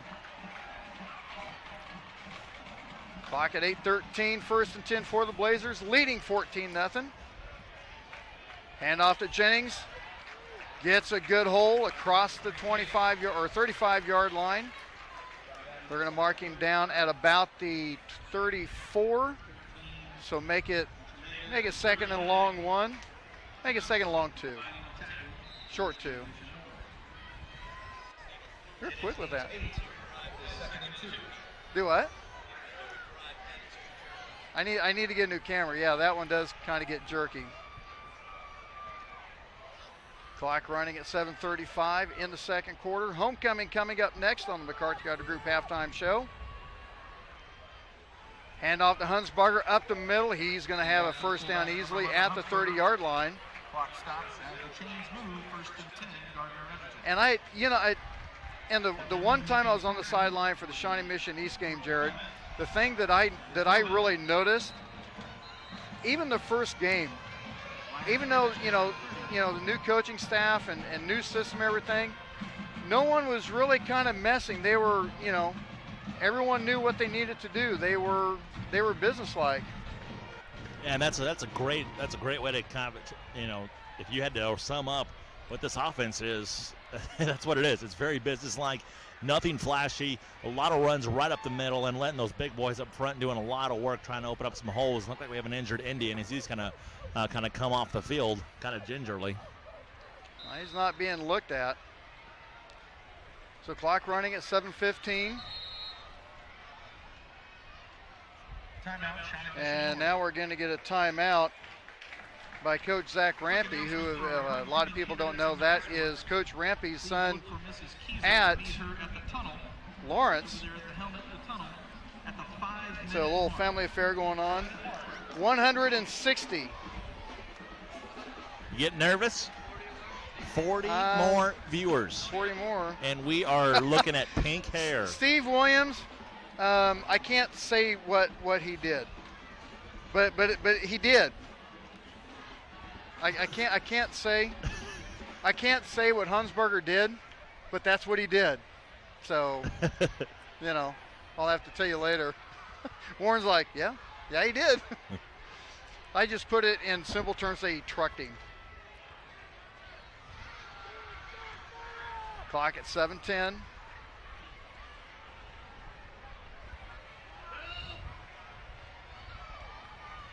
North trying to figure out what they're doing coming out of a timeout. A lot of confusion, and that's as a coaching staff. You don't want to see that, as you don't want to burn another timeout. And let's get you have a. Now they're doing the exact same thing. What's going on? I don't know, because Du Bois came out again, and now coming in. There's still a lot of confusion on their side. Yeah, they had one man on the right side that wasn't even set, as A.J. Rodriguez gets his first carry up to the 28-yard line. Yeah, whoever came in for Du Bois came up to the left side, and he never even got set, and they happened to run that way. And that was an opportunity for the Blazers to take advantage of a defense that just was confused. They didn't know who was to be where, at what position, and just wasn't able to take advantage of it. So clock at 6:40. Mr. Cooper John showing up. Another Blazer alum. Handoff up the middle, the keeper up the middle is McKelvey. Up to the 20-yard line. They're going to mark him short at the 22. 39 Thomas, 58 Amons making the tackle for Shawnee. So giving him third and a long one. Clock at 6:14. Hey, where's the Griffmeister? I was told he was going to be here. Yeah, he has to be up here. You get a hold of him. You tell Griff he has to come up. He didn't come up last week.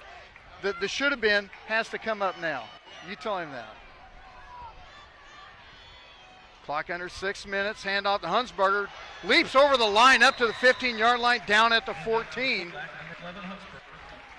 This is a nice strong run there from Hunsberger, able to leap over the offensive line is a big, and he picks up a first down. Clock running at 5:49. It could have been, should have been, yeah. That's about what that is. Well, yeah, Griff is a could have been, should have been.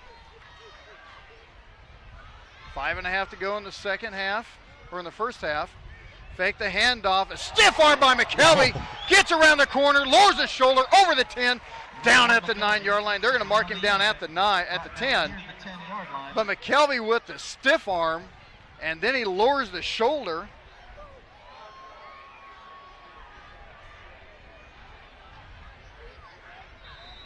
Alan Drake says, I think we couldn't make it to 200. After the 4-yard gain by McKelvey. Alvin Drake, I hope we do make it to 200. My. I'm not saying anything more right now. I've already promoted enough. Everyone that knows about it. Well, we'll promote it some more. Promoted some more. Remind everybody that we're trying to get 200 viewers on the YouTube page. What are you trying to do here? And Ryan promises that he will color and dye his hair What are you trying to do? the color pink and his beard and mustache for the whole month of October. What are you trying to do to me? 200 viewers. We can do it. Are you just going to mention it again? 200 viewers.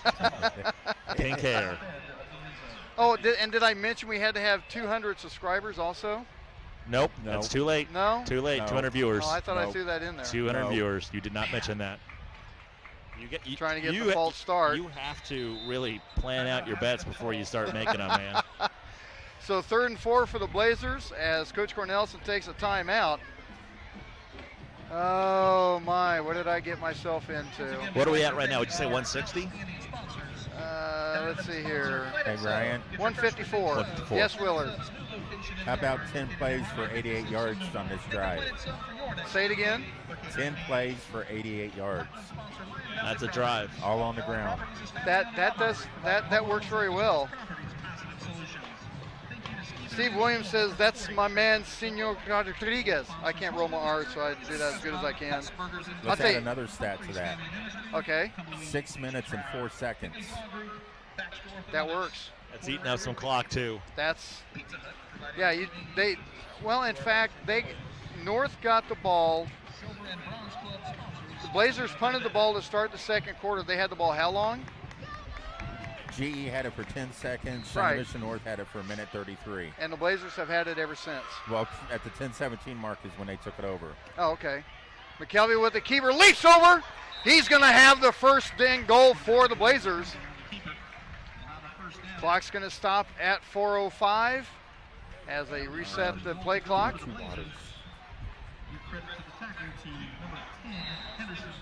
As Marshall's going to come in with the play.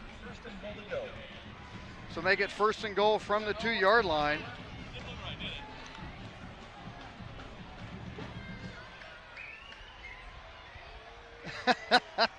Nathan Gaylord. Really, Nathan? He'd love to see that. Hand off to Hunsberger. He gets in for the touchdown, Blazers. Touchdown, Trailblazers, number 11, Jacob Hunsberger into the end zone. Hunsberger gets in for his 4th touchdown of the year on the 2-yard touchdown run. What was that? What was that? It was like a 13 or 14 play drive for 12 play drive, 94 yards. Yep. And a touchdown. That's why you cap off a drive. You eat up a lot. You eat up a lot of clock, and you end up with a touchdown. That's a great drive there from the Blazers. Extra points up and good. The extra point is good. 21-0 is the score. Yeah, we've started something. 159 viewers right now. Nathan Gaylord, a friend of mine, said, I posted on Facebook but only have one friend, LOL. The video is great. Thanks, Nathan. Then Nicole Cardwell says, I shared it on my Facebook as well. And the Duckmeister. You know what, Duck? I don't know if you know. God. Oh, Duck. Oh, Duck, if you only knew. What, if he only knows about the bet? No, that if we get 200 viewers, that you're going to dye your hair no, he doesn't know anything pink about and the that. beard? No, he doesn't know anything about that. So if we get 200 viewers, No, we he are doesn't know about close. Yeah, he doesn't know about that. 200 viewers, and Ryan promises to dye his hair pink and his beard and his mustache and give me and Will $50. Oh, no, I didn't hear that. No, I heard that. I don't think I heard that. Yeah. I didn't hear that. Duck comes back. What? Duck, share it. Share it. Spread the word. What did I do? Spread the word. Yes, Duck, I said for Breast Cancer Awareness Month, I have plenty of friends that have dealt with it and are dealing with it. I have said if we get 200 viewers on the broadcast, that I will dye my hair, my goatee, and mustache pink for Breast Cancer Awareness Month. I can't believe I said that. That was kind of an odd play there from the Indians because that kick was going out of bounds, and the returner came up and got it. And Deco saved the Tatas. That's what he said. Let's see. Someone says share it, Duck. Alan Drake says he does know. Oh. Yeah. Oh my. We are at 174 right now. Oh my gosh, we're there. We're gonna get it. Wow, what did I do? 3:39 to go in the half. Handoff up the middle. Maybe a yard on the play. Put it live on Facebook live when you do it. Yes. I would have to. I'm loving all these ideas. I would have to. 200 viewers. We are 25 away, 26 away. We need 26 more people. Just 26. If you have friends around just tell them pull out their cell phones. Start watching it on YouTube. We just get 200 viewers. We can do this. You don't have to help it that hard. You know that, right? I am pushing it as hard as I can. 21-0, man, I love this team. Yep, Duck, they're pretty fun to watch. 2:58 to go in the half. Rolling out is Bush. Looking downfield, pass complete. Wow. I'll tell you what, we've seen someone in Kansas City throw that kind of pass with that kind of mustard on it. That was a very, very impressive pass. Running to his right, throws it right hand, and it was on the money. Also a great play from the wide receiver along that sideline. Looked like a little toe drag, and he's able to pull it in bounds. But a 3rd down and 2 come up for the Indians. Henderson with the catch. Stop the clock at 2:49. Duck says real men wear pink.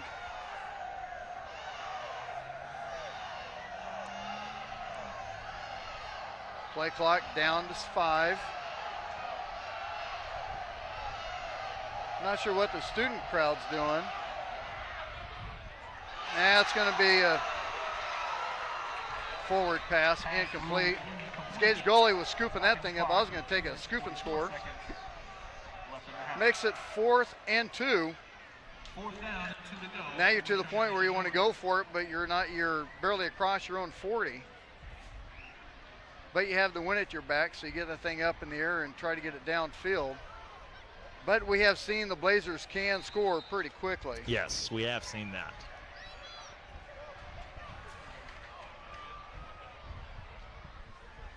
It's a nice punt. High punt. It's going to be out of bounds.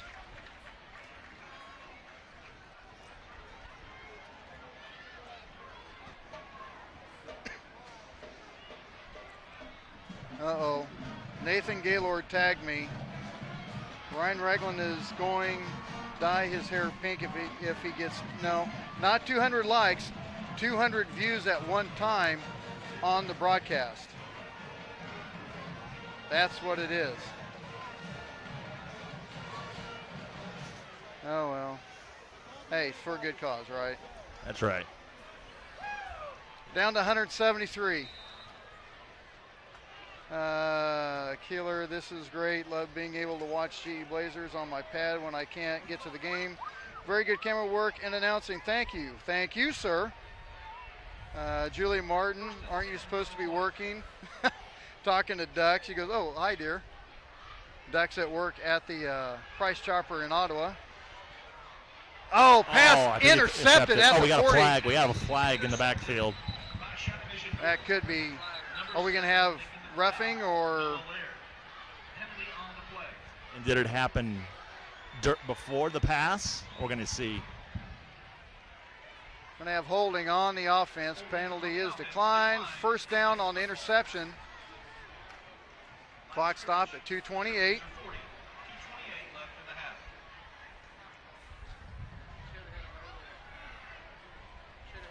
Warren is doing some great camera work. I totally agree.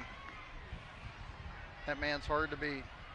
Clock stopped at 2:28, 21-0. Homecoming week, or homecoming night, we'll have the homecoming festivities live on the Blazer Broadcast Network on the McCarthy Auto Group halftime show.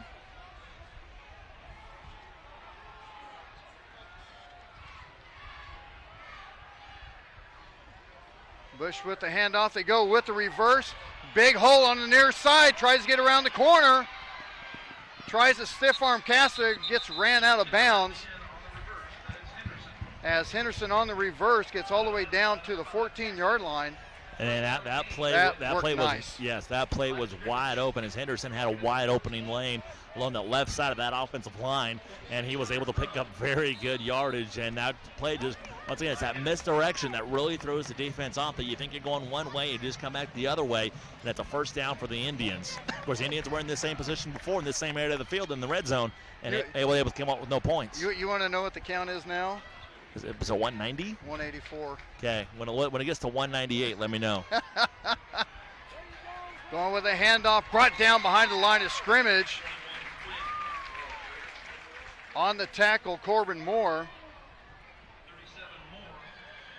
As well as Robinson. Robinson was able there to finish him off as well. Robinson even looks like a linebacker. Oh, doesn't he? He's just. If you were to create a linebacker like in a video game, you'd build it like him. Oh yeah. It's crazy. Yeah, he's pretty stout. Clock running at 1:40. Ball on the 17-yard line. Bush looking near side on the screen. Pass incomplete. If someone would have seen that, it possibly could have been intercepted, intended for Conaway. Clock stopped at 1:30. We have another long third down conversion there coming up from the Indians. And the running game really hasn't been that strong, so obviously we just kind of expect them to, put it in the air and kind of lean on this secondary a little bit to make a play. Clock at 1:30. As long as that defensive line keeps up the pressure, he won't have time to throw it. That's true, the way they've been pushing him. Bush rolling out, getting chased, looking downfield for Conaway. Pass is going to be complete for the touchdown, 17 yards. What a pitch and catch there from Conaway, and that was just an absolutely great play, rolling out to his right side, and had a wide receiver wide open in the end zone. And once again, that's something that we talked about is this defense really not very strong in that passing game. And if they go up against a team that can really air it out and really throw the football, they're going to have some problems.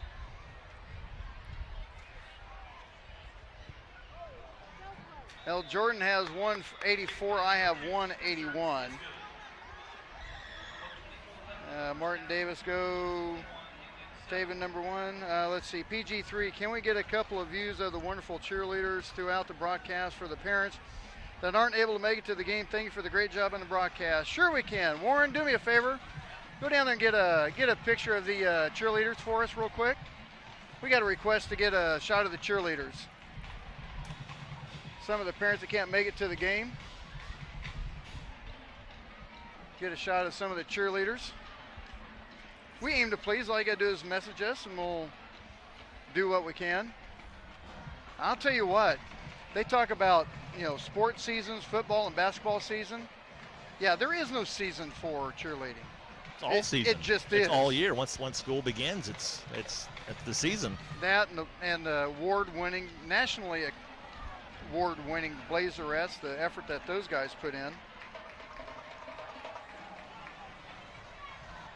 Even have some low Blazerettes or low Blazer cheerleaders over here on the left. Cassidy picks it up at the 2-yard line. Looking for a hole, bounces it to the outside. Out of bounds at the 25. Plenty of time for the Blazers to get some stuff done. 1:17 on the clock. Oh, 190. Someone said 192. I see 190. I didn't see 192. Like, share, comment, call aunts, uncles, nieces, and nephews, sons and brothers. Spread the word. 200 viewers. Ryan Ragland will dye his hair and everything from his neck up pink. Chin, if we get mustache, 200 and hair. views, Yeah. yes. Yeah. Uh-oh. Hunsberger crossed the 35 down at the 37-yard line. Stops the clock at 1:12. And here we're going to see a 2-minute offense there from the Blazers, and 194. something that you do practice every single day is this 2-minute warning and this 2-minute drive. And no. Well, we got it. Did we hit it? Yeah. We did? Yeah. Wow. There we go. We did. We did. 200. We hit 200. Yeah. Need to take us.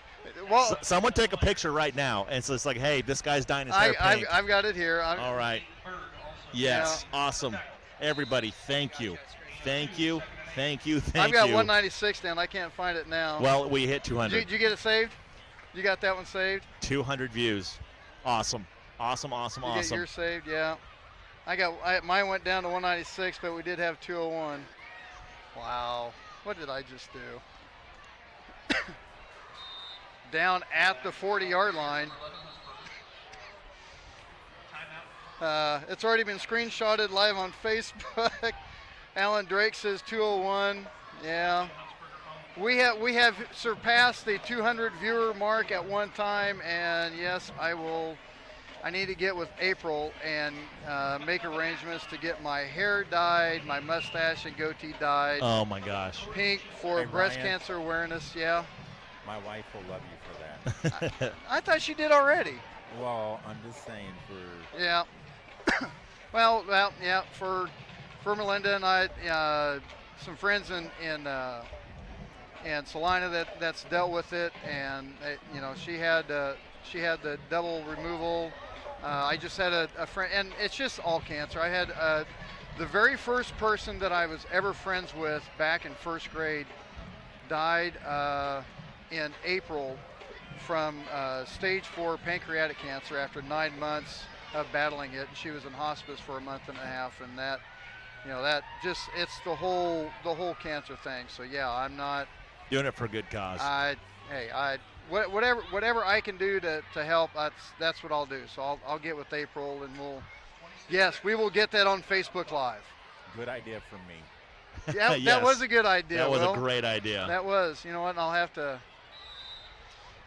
I can't say no to you anyway, Will. You already know that. And off to Jennings up the right side. Oh, he rolls over the 50-yard line, down at the 44. 1st and 10. Clock stopped at 19. So let's see. So whoever wants to put it on the, go ahead. Whoever screenshotted it, put it on the Blazer Broadcast Network Facebook page. Put down that I said I would do it, and I'll get with April. Handoff up the middle, not much there. Clock running out at 5. As Jared Finley's going to get with Coach Corey Nelson, as Hunsberger is getting up just a little slow. Hopefully he's going to be all right. But Jared Finley's going to get down the sideline with Coach Corey Nelson as he's checking up with Hunsberger, and he's kind of wanting. There was no whistle at the end of that play, and still players from the Indians were going after each other, and because there was no. That's what Coach Corey Nelson's talking about. In fact, I think we'll go ahead and let that go. He's not too happy with that. He's going to have to check on his player, and that's totally fine. So we're going to go and take a quick timeout. When we come back, we will have the homecoming festivities here on the Blazer Broadcast Network.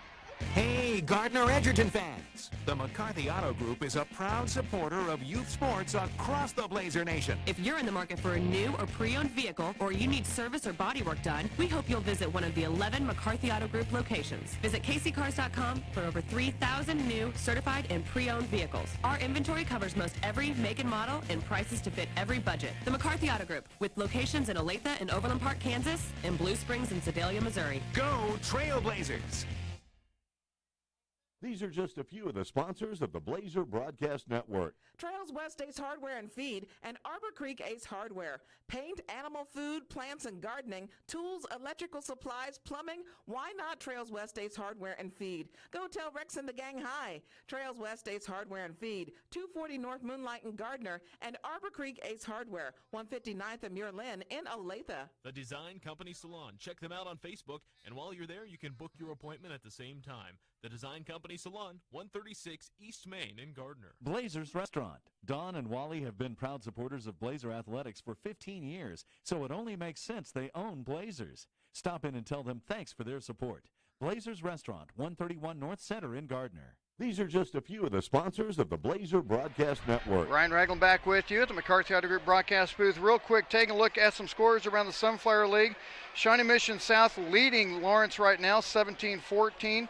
Shawnee Mission East leading Olathe North, 21-13. Free State leading Olathe South, 21-7, and Olathe West shutting out Turner, 35-7. We're going to have, and also real quick, Olathe Northwest leading Shawnee Mission Northwest 14-0. Here we go with the homecoming festivities. His GHS activities have included DECA, FCA, FBLA, and track and field. Next year he plans to attend the University of Kansas Business School and major in finance. His favorite moment as a Blazer was last year when he broke the 4x400 meters school relay record with his teammates at the state championship meet. The person he looks up to the most is his older brother, Stefan. Savion says, quote, "He has always been my #1 supporter and motivates me to be the best that I can be," end quote. The best advice that Savion has received is to surround yourself with people who support you. The thing Savion will miss the most about GHS after graduation are his friends and, of course, Mr. Ludwig.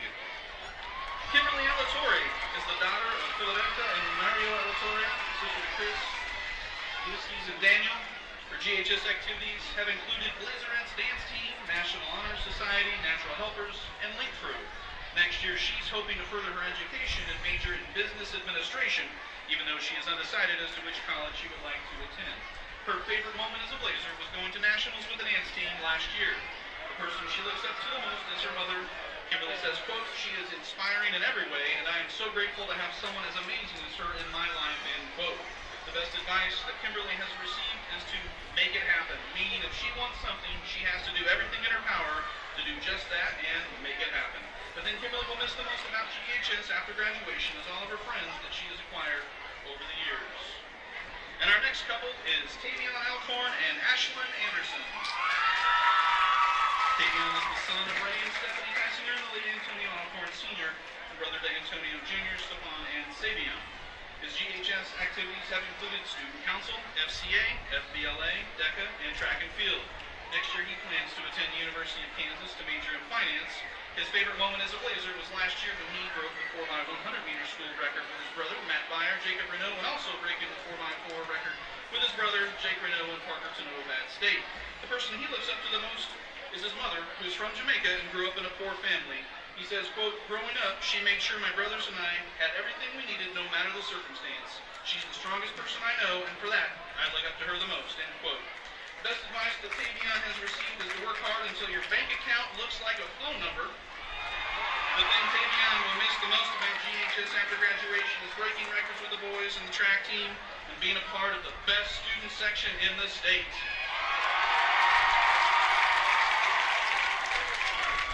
And Ashlyn Anderson is the daughter of Steve Anderson and sister to Sydney and Lacey. Her GHS activities have included volleyball, softball, chess, debate, and choir. Next year she plans to attend the University of Maryland on a softball scholarship and to major in pre-med. Her favorite moment as a Blazer was going to state for softball with her older sister her freshman year. The person she looks up to the most is her mother, and Ashlyn says, quote, "She's the strongest person I know, and she does everything in her power to make sure my sisters and I have a good life," end quote. The best advice that Ashlyn received is that life doesn't happen when you wake up, it happens right now. The thing Ashlyn will miss the most about GHS after graduation is all of her friends that she's made and has grown close to. And next up we have Trenton Billheimer and Sawyer Brooks. Trenton is the son of Joe and Julie Billheimer, brother to Ashley Powell and Abby Billheimer. His GHS activities have included student council, track and field, bowling, National Honor Society, powder puff, and butt puff. Next year he plans to attend Pitt State University and earn a business or communications degree. His favorite moment as a Blazer was participating in the student section, supporting the Blazers with the rest of his friends. The person he looks up to the most is Becky Pyle. Trenton says, quote, "No matter what day it is or how she feels, she greets every student with a smile in the morning." And she's also found the Friday Funnies, which is also great. End quote. The best advice that Trenton has received is to open a savings account because college is expensive, he says. The thing Trenton will miss the most about GHS after graduation is not being able to walk down the halls and wave or say hi to the people he has grown up with. Sawyer Brooks. She is the daughter of Don Brooks and Lisa Nola. Sister to Haley, Jacob, Corbin, Logan, Griffin, Mason, Sydney, Emma, Benjamin, Aiden, Sophia, and Owen. Her GHS activities have included soccer, National Honor Society, improv, theater, the Blazer News Center, Link Crew, and choir. Her plans for college are to get a degree in communications and become a public relations specialist. Her favorite moment as a Blazer was when she would walk into seminar every day junior year, no matter what she was doing, Mrs. Amy Hughes would tell her to be quiet. The person Sawyer looks up to the most is her mom. Sawyer says, quote, "She is the strongest person I know. She always says what she means, and she pushes me to try my hardest," end quote.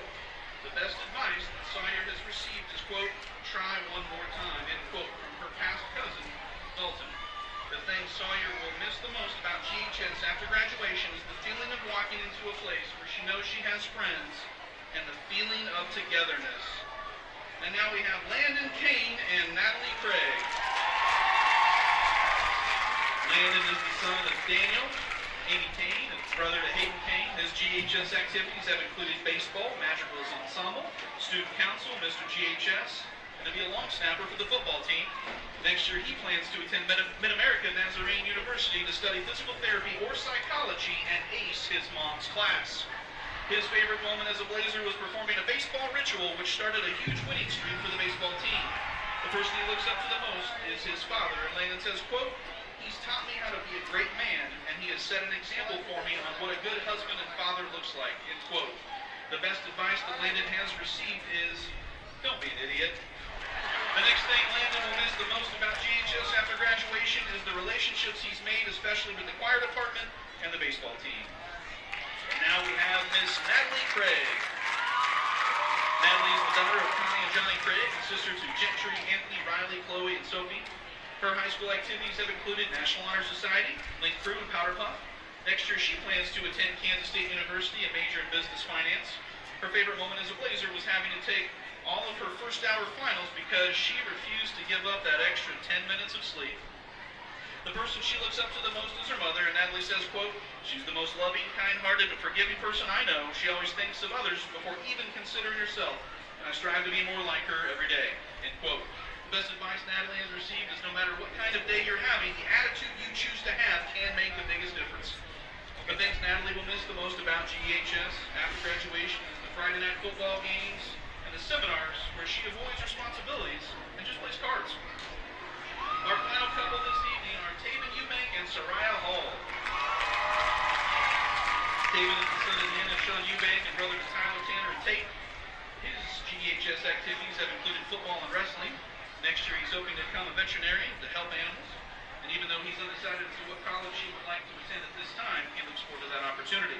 His favorite moment as a Blazer was being the best spike ball player in the school.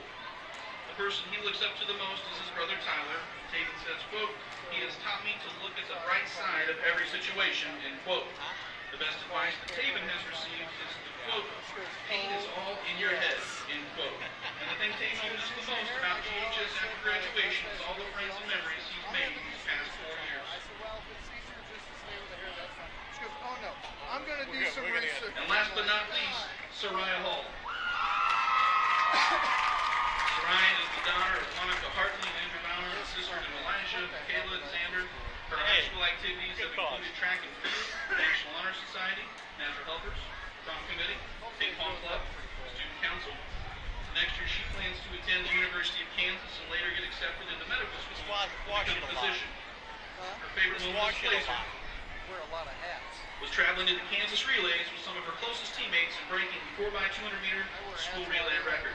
The person she looks up to the most is her grandmother, and Soraya says, quote, "She has overcome so much adversity and she never lets her smile fade away," end quote. The best advice that Soraya has received is to expect the worst but always hope for the best. The thing Soraya will miss the most about Gardner Edgerton High School after graduation are all of her peers, coaches, and friends that have made high school so amazing, and most of all, she'll miss her favorite substitute teacher, Mr. Ludwig. And finally, we have some special guests this evening. Returning royalties, Jackson Flowers and Lauren Meese, and junior attendants, Bryson Baker and Amy Grace Ediger. Our 2017 homecoming king, Jackson Flowers, is currently playing football at Central Missouri State and plans to go into law enforcement after earning his degree. Our 2017 homecoming queen, Lauren Vesey, is attending Kansas State University, where she is majoring in communications, sciences, and disorders.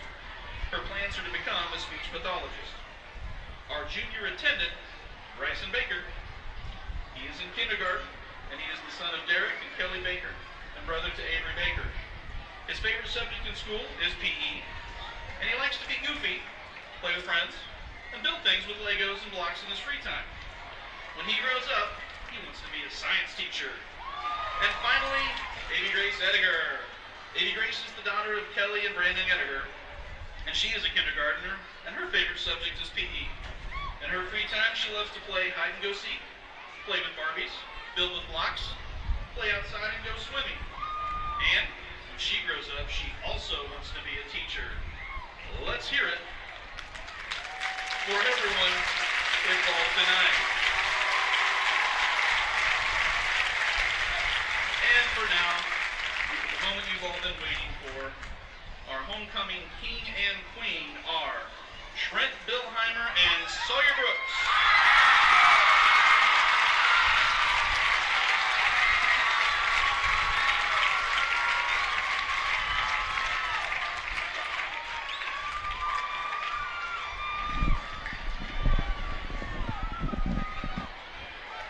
And there you go, your 2018 homecoming king and queen. Trenton Billheimer and Sawyer Brooks, as they are getting all dolled up. Congratulations to them. Will McIntyre is down below. He will have the halftime stats here in a few minutes. We're going to take a break here on the McCarthy Auto Group halftime show with the Blazers leading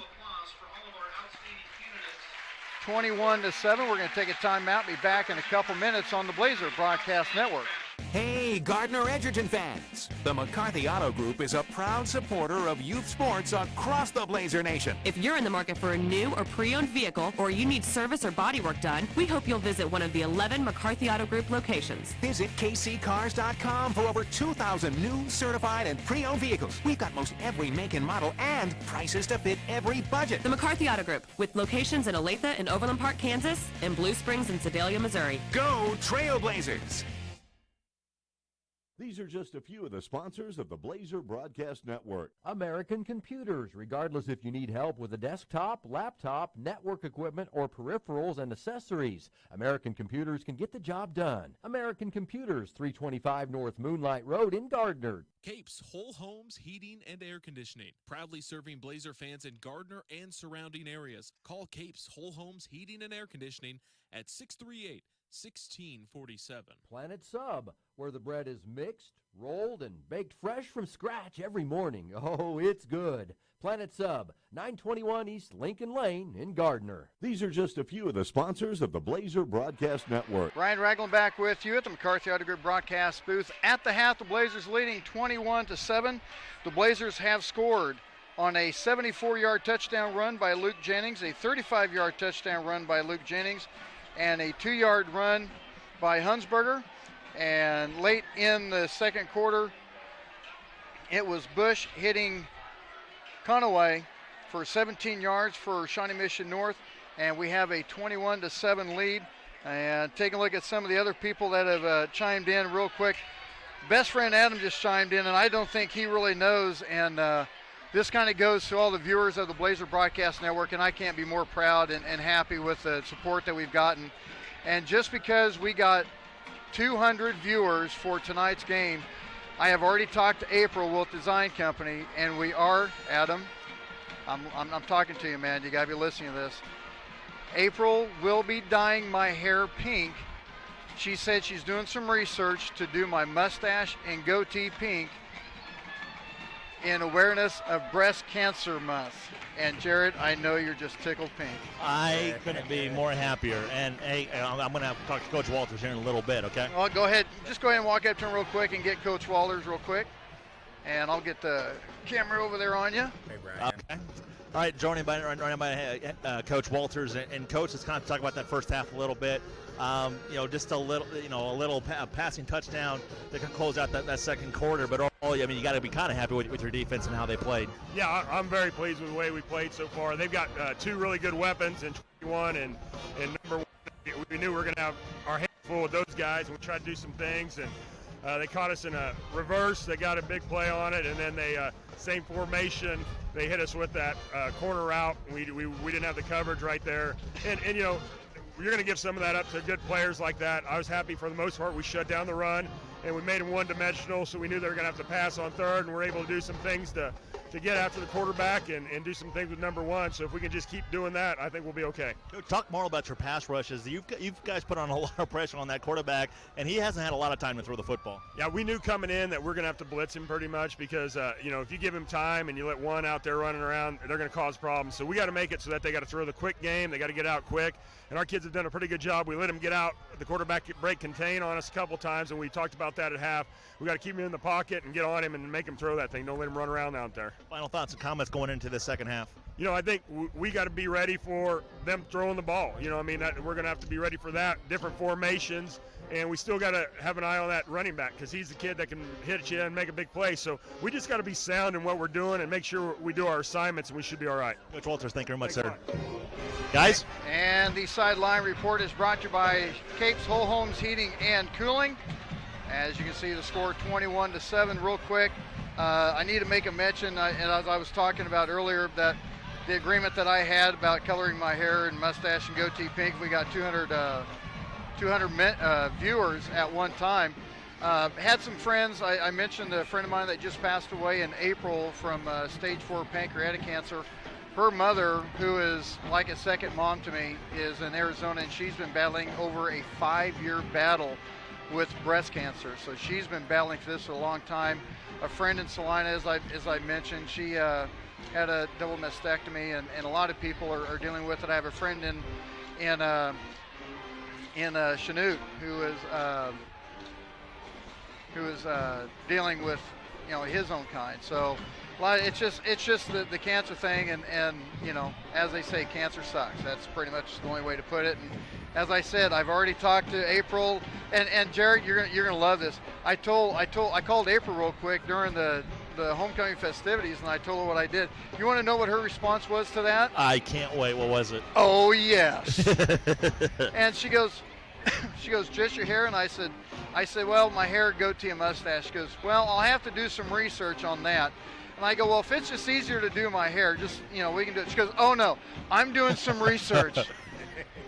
Now, would it be weird if you didn't color your eyebrows pink, or should we do your eyebrows? No, I don't have much for eyebrows anyway, so you probably wouldn't see much there anyway. Okay.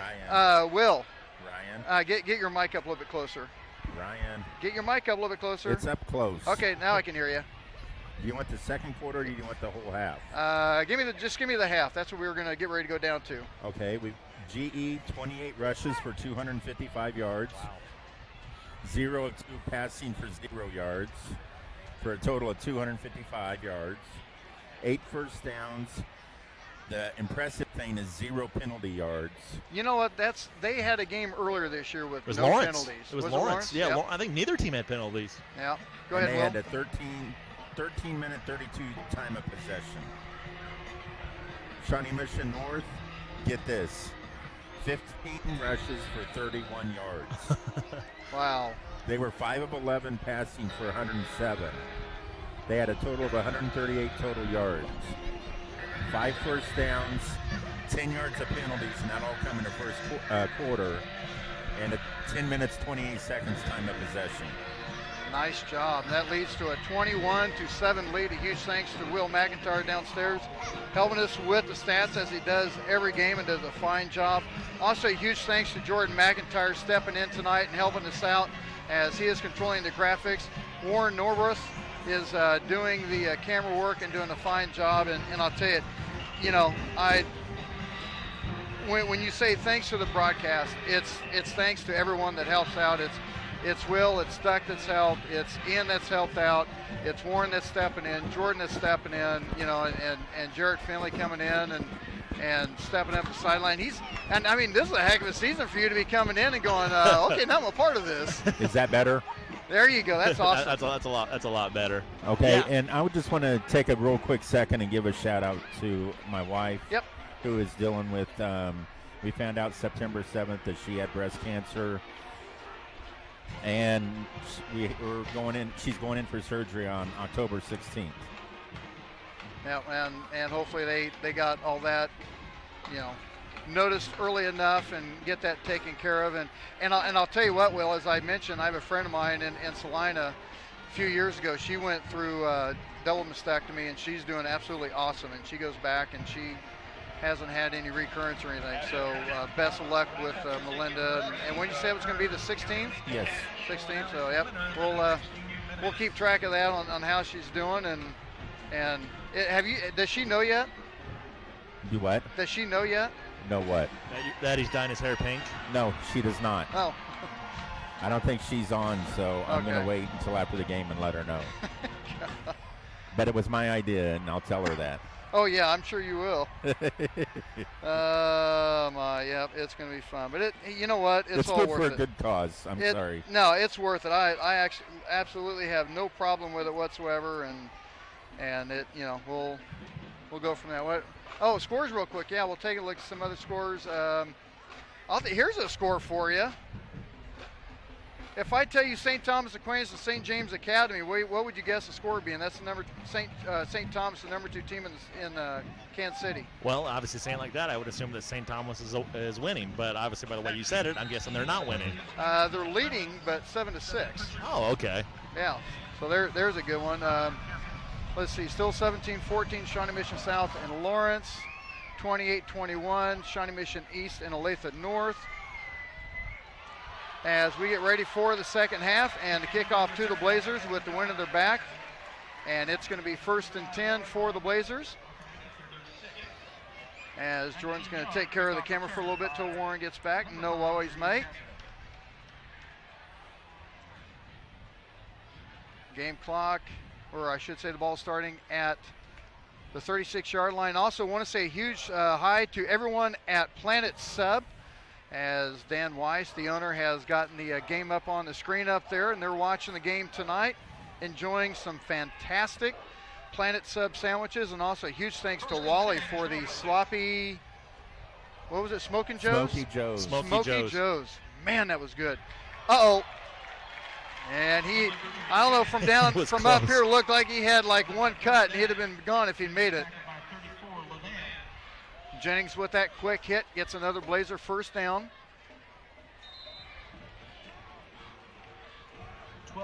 21-7 the score.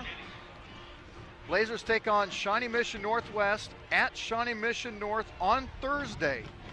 A Thursday game. Game time at 7 o'clock.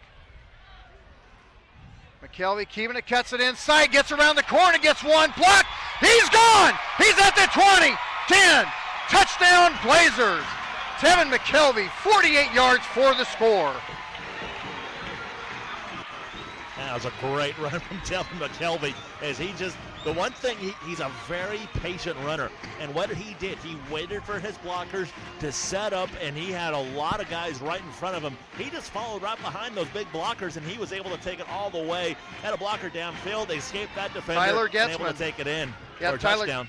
Tyler Getzman had that nice seal, and you kind of see McKelvey kind of use him a little bit. And what he actually did, what it looked like up here, he kind of worked it back inside to get the defender, like to thinking he was going to cut it in, and then he made one move back outside and got that little area, and boom, he was gone. Makes it 27-7, and I believe that was 2 plays, 3 plays, 3 plays, 3 plays. 3 plays.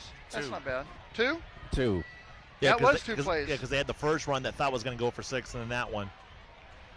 Jennings for 12 yards, and then McKelvey for 52. What are we? What's going on here?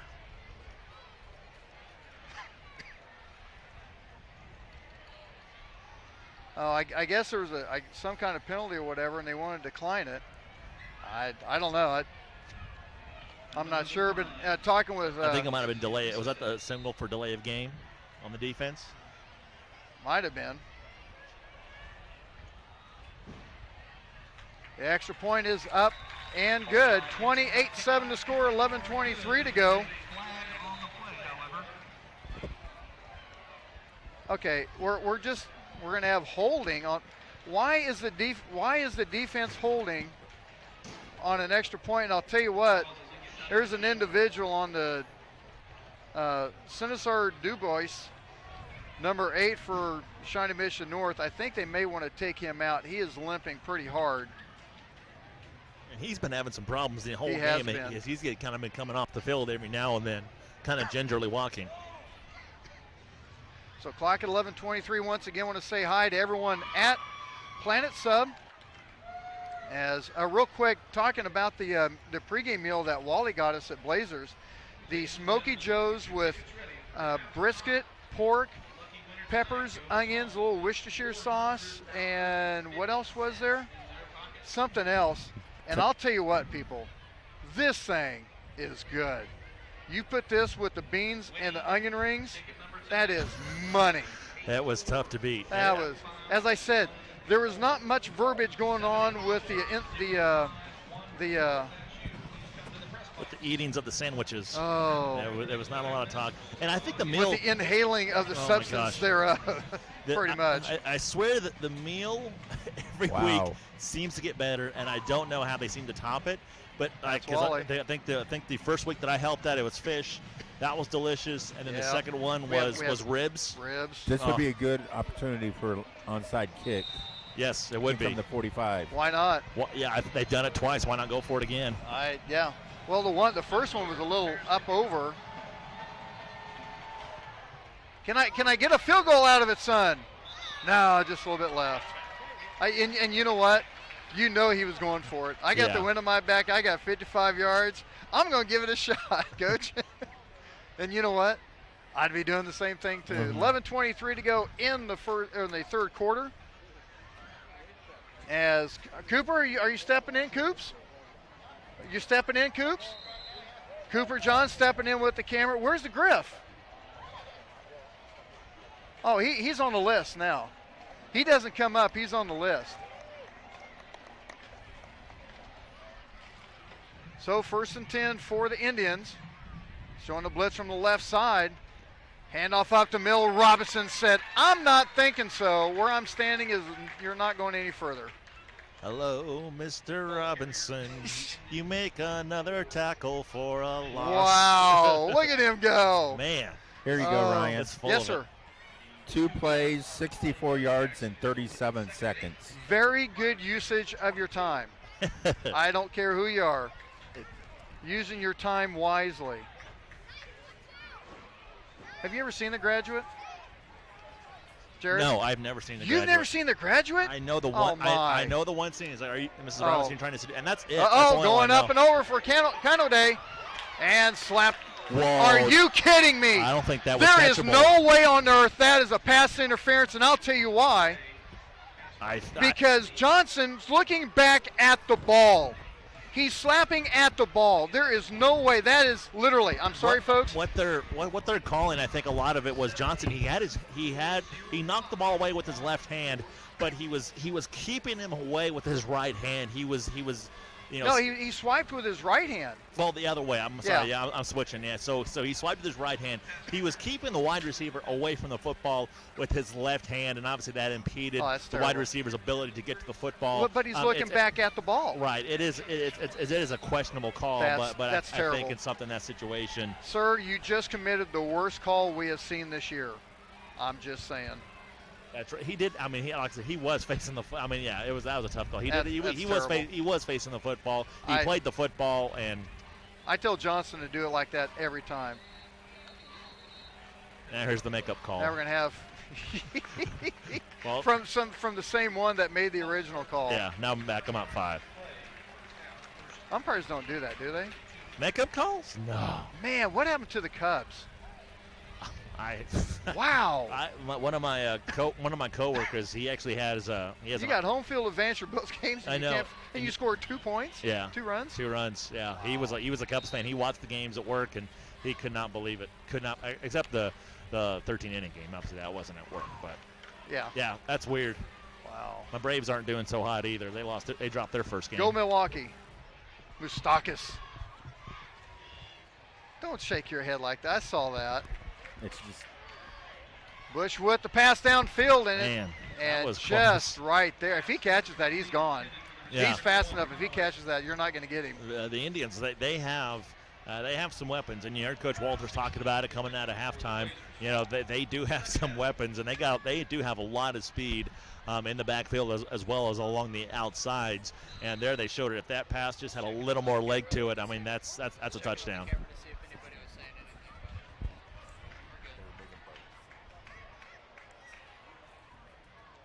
Let's see, got a couple other.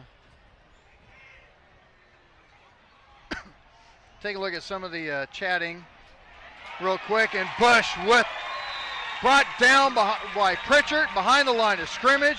Big loss. I think that negates the pass interference. Yeah, I think that does. Real quick, let's see here. Talking about Chromecast. What SWMCATEE, I'm not sure who that was, but they were the one that got the screenshot of the 200. Said, I'm watching it on our 60-inch in the garage on YouTube using Roku. Or Roku? Yeah, Roku. It's Roku. Wow. That's 60 inches. That's awesome. Oh, too many men on the field. Maybe that's what it was. That's what they're saying. So 3rd and 26. Bush on the screen pass. Intercepted by the big man, Peyton Vance.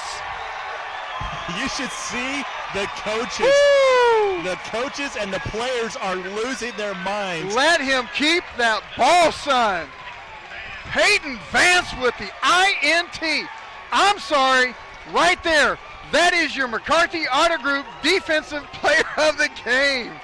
We are going Look at this. Watch this. Love that man. Oh, my goodness, that's beautiful. Wow, he's getting high fives all over the place. Hey, you got to get with him at the end of the game right there, Jared. Remind me, yes. That is awesome. We're talking to Peyton. He's going to talk to Coach. Like, Coach, put me at tight end. I can catch the football. I got hands, man. I got hands. I got skills. They call me Odell Beckman. Oh, that's beautiful. On the interception by Peyton Vance. Handoff up the middle to Hunsberger. Across the 10-yard line up to about, is this not fun or what? It was, tell you what, it's something about when big guys make a play that fans and the team and the coaches, they love it. You should have seen all the coaches' reaction. They all looked at each other and like, did you just see that? Well, what happened? Yeah, and all the team came along this sideline. And the crowd and the oh my gosh, it was body. awesome. It was awesome. That's a beautiful sight. McCarthy Auto Group Player of the Game on the defensive side right there. Peyton Vance with the INT. Hunsberger across the 5, pushing up ahead at the 3, close to the 2-yard line. That's a first down. That'll get you some yardage.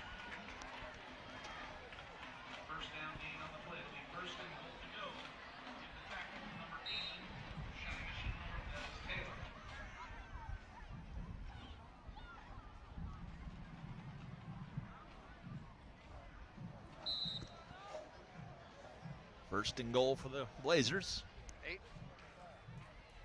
8:49, 8:45 on the clock. McKelvey's going to keep himself in for the touchdown. That's biscuits and gravy right there, son. From 3 yards out on the Peyton Vance interception. A 3-yard touchdown run. The second for the night. And Ryan and Will, I kind of want to go to you guys. I mean, what is the main differences that you guys see from this team this year that you just didn't see from last year? Because obviously this is a team, obviously, like I said, that they were on a 10-game losing streak, and now they're one of the top teams in Class 6A in the state of Kansas. I mean, how do you explain the turnaround? I think it's scheme. I think it's more to the point of just a fresh start. it doesn't mean that they're, that with this coaching staff last year would have had the same result or not. It just comes down to the point where you get that fresh start, and Coach Diener put Gardner on the map for football. Granted, everyone says, well, you had Bubba and you had this. Well, I'll tell you what, that 2010 team didn't only have Bubba. That 2010 team, I'll tell you right now, that 2010 team against this team, I would say that team against this team is probably 3 touchdowns better. They were that good.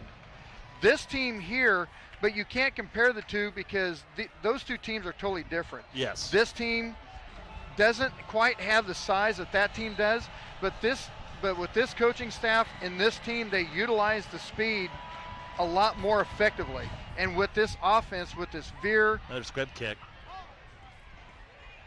With this offense, it just lends to this team that much better. I don't think you compare the two, that team to this team, but without a doubt that 2010 team, and some people say, well, you're saying that because your son was on the team. No, I'm not saying that because my son was on the team. It's fact. You ask anyone, this team here is going to push the envelope, and this is the beginning of the rejuvenation. I can't even say the word. Rejuvenation? Yeah, rejuvenation of Blazer football. Sometimes you just need that fresh start, and this is the perfect time for it. And then this is, I'll ask this question after this play here. Just a lot of confusion on the Indians. Going on the jet. Pritchard cut the outside off, and Conaway cut it back inside. He gets one man to beat, and he is gone. He's at the 10, touchdown for the Indians. 67-yard run. Yep, there we talked about the weapons. That the Indians have, and that Coach Walters really mentioned that they do have some weapons, and there's one of them right there. Who thought that play was going to happen? Because with the confusion in the backfield, no players were in the positions they were supposed to be in, and then all of a sudden they break off a play like that, and it's a big play. And the Indians show they have a lot of speed. If there's one thing they do have, and that is speed. Oh yeah.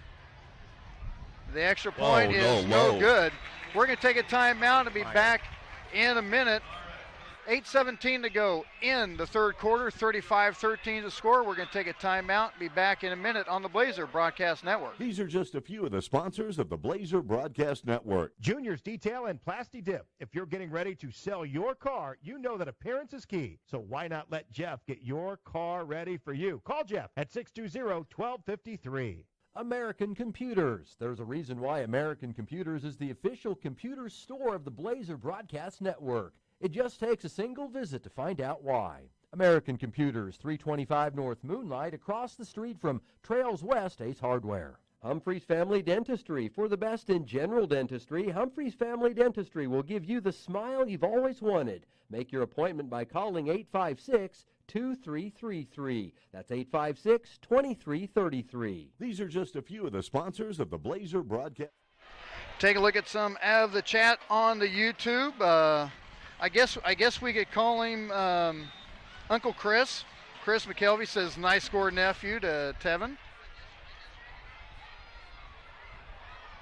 And Cassida takes the kickoff, and he's brought down quickly at the 25. There's a little confusion between Cassida and Pritchard.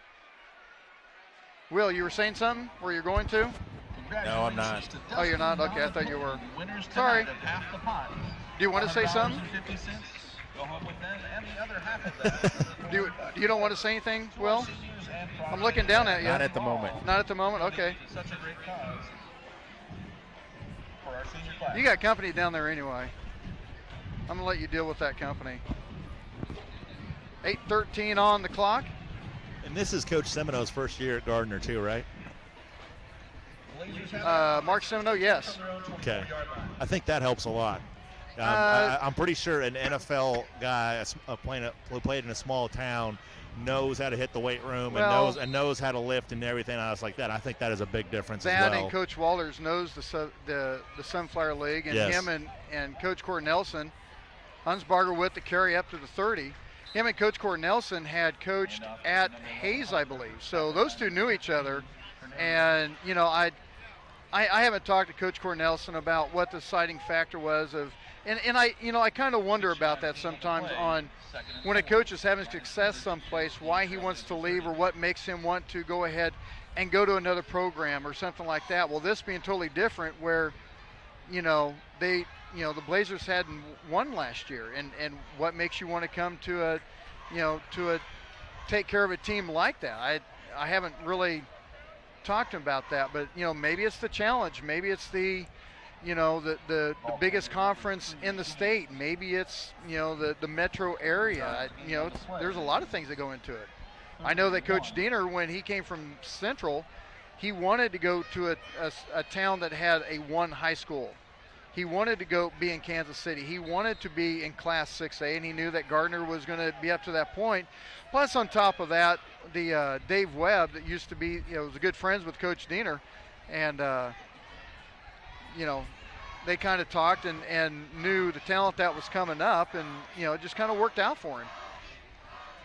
Hunsberger off the left side, close to the 40-yard line, but it's going to be a first down for the Blazers. And going back to your point, I mean, obviously wanting to coach at a town that only has a high school, I mean, like I said, I could not imagine the complexity of trying to coach in a town that's got 3, 4, 5 high schools. And not only, say you have a kid who is an amazing athlete at one grade school, and now he has to decide where he's going to play at high school football. Yeah. You know, and what that kind of means, and, like, I don't know, does that mean? And like I said, I'm coming from Northwest Kansas. I mean, I'm coming from a town of 1,000 people. I mean, I don't know. Do coaches actually go to junior highs like, hey, go to the parents, like, we want him on to come play for us, and, you know, in situations like that where there's actually open recruiting in high school? Like I said, I don't know. I'm not going to act like I pretend. I understand how big schools work and kind of high school sports work, and how trying to get one kid from junior high to high school and all that. Well, and you know, you get the private schools, and yeah, I mean, they, you know, when a private school is doing well, i.e. Miege and St. Thomas, and you walk in those gyms. Jennings with the cut. He's got one man to beat. It's a sprint race. He's going to be down at the 12-yard line. Jennings almost cut it all the way. Jennings, I'm not sure what his yardage for the game is, but it may be a season high for him, might be a season high for the Blazers. But you take a look at St. Thomas and Miege, I mean, you walk in there and there's, you know, state championship banners all over the place. Well, when you're doing good and you have a talented individual that, you know, you want to get them the notoriety and be on the best team so they get seen, that's what you do. You know, it's like, you know, someone from here could go to Miege or St. Thomas, whichever. Mm-hmm. But, you know, it's Hunsberger off the right side, give him about 3 yards on the play. I'll tell you what I like, and this is just me. You know, you talked about coming from schools that were 8-man and stuff. You know, when you get in 2, 1A, and 8-man and stuff like that, you don't have that going on. No. You have kids that have played with each other forever. Since the 4th grade, when you have just kind of flag football. And you know, and that's the Friday night lights that I love. That's the Friday nights where you still have the dirt. You don't have the field turf, even though this field turf is beautiful and immaculate. I'm not complaining about this. Oh, no. No. But I mean, is there anything better when you have all the dads and everything, and you're watching your kids play on a cold October night? You've got that cup of hot chocolate in your hand. Hunsberger close to the 5-yard line, and it's going to be a 3rd and about 3. But is there any better when you're on that sideline and it's, you know, you're in your Carhartts? You know, it's that chill in the air, and you're watching the kids. And it's not. Every kid has that school pride, but when you're like in 2, 1A, and 8-man stuff like that, that's town pride. Yeah. That makes it. That's when it's beautiful. That's what I loved about it. And that's what makes, you know, dominant small town football after this play. And we're gonna have a stoppage on the play. Gonna get a false start, back it up 5 yards. You know, that's what makes small town football. You know, you have towns like, you know, like Smith Center, and as well as Phillipsburg, and, right now 8-man football and St. Francis and Hoxie and okay. Let me give you this. Yes, sir. I'll give you 3 towns, or I'll give you 2 towns: Plainville and Stockton, Waukene, Hill City. Yes. I mean, those. You get over the Colby, you get over there. That is literally town pride. Yeah. That's what is going on.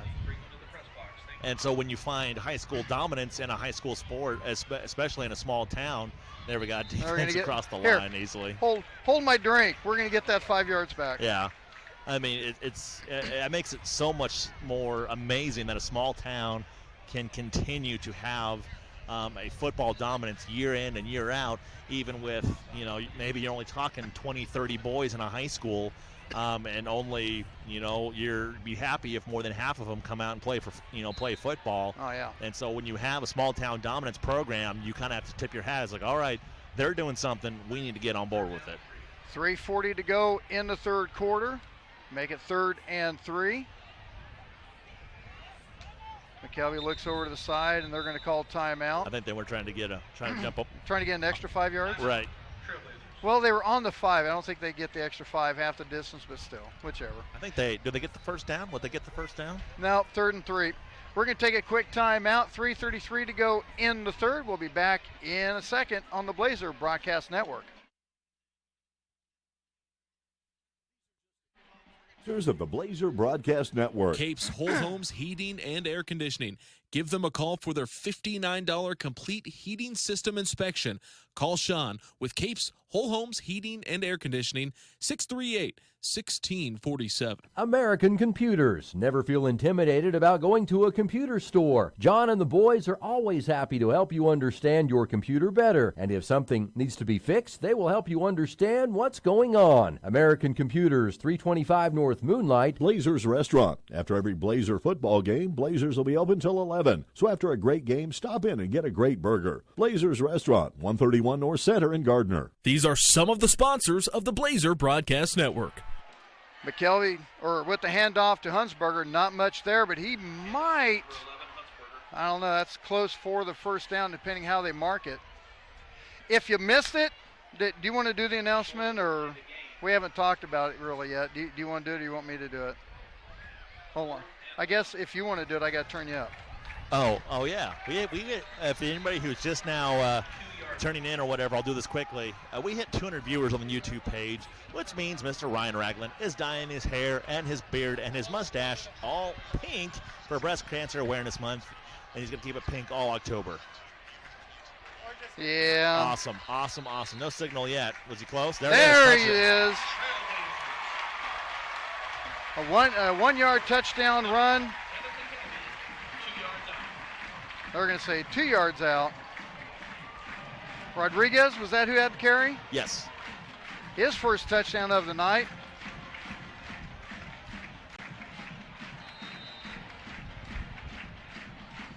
Makes it 41-13 with the extra point to go. I just got a message. I sent a message to Chris Tadikin, a friend of mine, and she's the one in Salina that had the double mastectomy, as the extra point is good. 42-13 is the score. And she said, "Oh, I need a picture, please." I said, "I promise." Oh, it'll happen. Oh, it will happen. Debbie Hickman checking in. She goes, "Well, will you be sporting pink hair?" Yes, I'll be sporting pink hair. That is awesome. Well, another great suggestion there from Will. It's all Will's fault. It is. But I'll take that. That's awesome. Yeah, I don't mind doing it.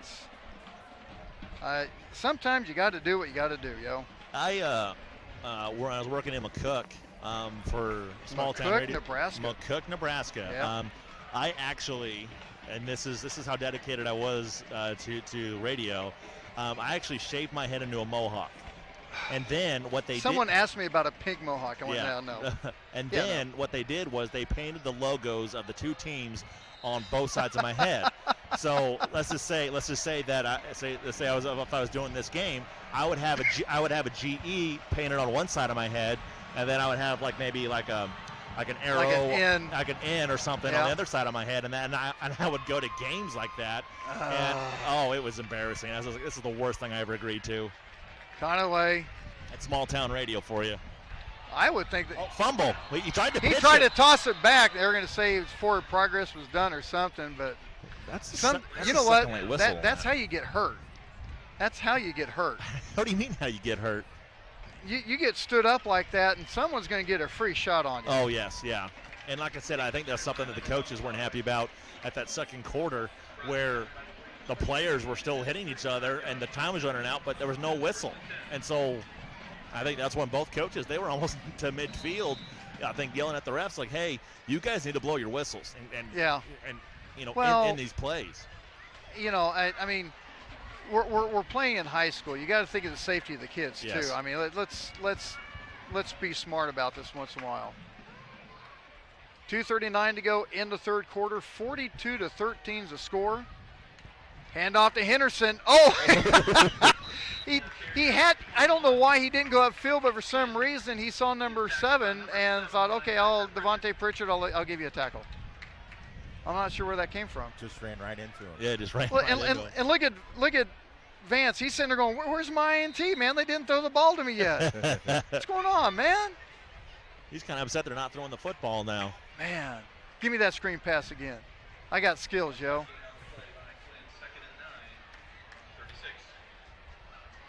We'll take a look at some scores on the next timeout, courtesy of 810 Varsity Sports. The active pass on a curl in, and he threw it just a bit to the outside of him, which I'm not sure that's where he wanted it. He curled it in, and the pass went outside, so Zach Bush kind of needs to. And you know what? I thought he was going to run. I figured he'd run that out too with the defender already on the inside. Yeah, probably going to see a lot from this from the Indians. Probably going to see them air out the football quite a bit. You're down this much. If you're trying to get back into it, that's what they're going to do, is just air it out now pretty much from here on out. So the secondary, it'll be a good test for them this last pretty much a little bit over 2 minutes of a quarter. Showing the blitz, going down the field. Pass incomplete, overthrown. Intended for Conaway. Conaway's the senior. Henderson is a junior.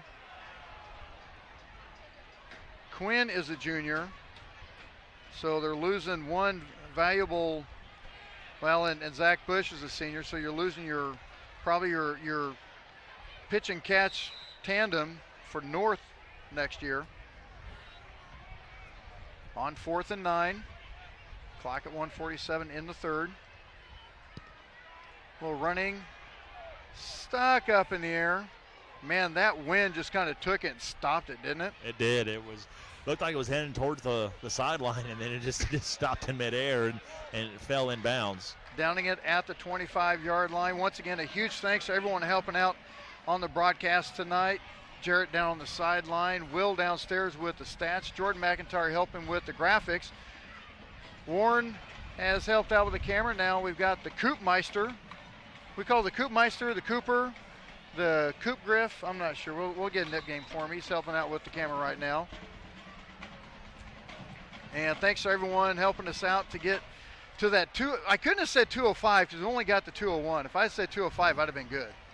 Well, I'm looking at the screenshot right now posted on the Blazer Broadcasting Network. I'm seeing 200 on the mark. Yeah, so there was 201. Thank you, Julie Martin, for screenshotting that. That's awesome. That's proof, man. You can't say that will never happen. That's Duck's wife. Now here comes Humsberger. I would keep him out the rest of the game. That's the second time he's come up a little bit. Yeah, with a game like this, I would start. If you're Coach Cornelson, that's probably something. He's looking cramped. Yeah, I would probably start looking at your juniors and your sophomores and your freshmen. It's like, all right, guys, start getting stretched out. You guys are probably going to be getting in this game here pretty soon. Last thing you want to do is have a starter get injured in a game like this. Yeah, we're not needing that to happen anytime soon. Checking in the game now is going to be Trenton Bryan. And Bryan with the carry. Yeah, they're working on a cramp on Hunsberger. And I know there's some guys, they get a cramp and they're pretty much done for the day. 71 Miller. Get him some Gatorade. Well, and you know what? There's a lot of times kids don't think about that. There's a reason why the coach have that many trainers down there and managers with water bottles trying to force that in your mouth. Right. Gatorade and some potassium. Get a banana. Get them a banana. A what? A banana. A banana. A banana. Banana. And that's going to be the end of the third quarter. 42-13 the score. We're going to take a timeout, be back with the third quarter in a couple minutes on the Blazer Broadcast Network. These are just a few of the sponsors of the Blazer Broadcast Network. Planet Sub, where you can enjoy Coke products along with 250-foot-long Barely Pop for the big kids. Planet Sub, 921 East Lincoln Lane in Gardner. Trails West Ace Hardware and Feed and Arbor Creek Ace Hardware. Don't forget on Wednesdays, senior citizens can get 10% off their purchase. Trails West Ace Hardware and Feed, 240 North Moonlight in Gardner, across the street from American Computers. The Design Company Salon. New owners and the same great service but with a new look. Go check them out, 136 East Main in Gardner. These are just a few of the sponsors of the Blazer Broadcast Network. Hey, Gardner Edgerton fans! The McCarthy Auto Group is a proud supporter of youth sports across the Blazer Nation. If you're in the market for a new or pre-owned vehicle, or you need service or body work done, we hope you'll visit one of the 11 McCarthy Auto Group locations. Visit kccars.com for over 2,000 new, certified, and pre-owned vehicles. We've got most every make and model and prices to fit every budget. The McCarthy Auto Group, with locations in Olathe and Overland Park, Kansas, and Blue Springs and Sedalia, Missouri. Go Trailblazers! Ryan Ragland back with you at the McCarthy Auto Group broadcast booth with Jordan, Warren, Coop, Will downstairs with the stats, and Jarrett on the sideline. Handoff up the middle on 3rd and 4, close to the first down. I still want to get 200 subscribers on the Blazer Broadcast Network Facebook page. That would be awesome. I'm not sure how many we have right now. It says we have 187 subscribers. You know what? 193 right now. It says 193. I want 200. I'm dyeing my hair, people. I want 200 subscribers. That's not asking too much, is it? You got to give the people something if you want 200 subscribers. I gave them. They want more. They want more. Give them more. What? Trust me. Will think of something. Will think of something. There's not much more to dye, okay? Let's just leave it there. There's not. Will think of something. What if Ryan gets 200 subscribers tonight? What should he do? Hey, hush. 193 subscribers. Let me think on that. That's, you know what? That is 60. That is at least 60 subscribers tonight just on this game. That is awesome. You should paint your car pink. Hey, don't be talking about the Charger now. That Charger runs red lights, man, in style. Don't be messing with the Charger, man.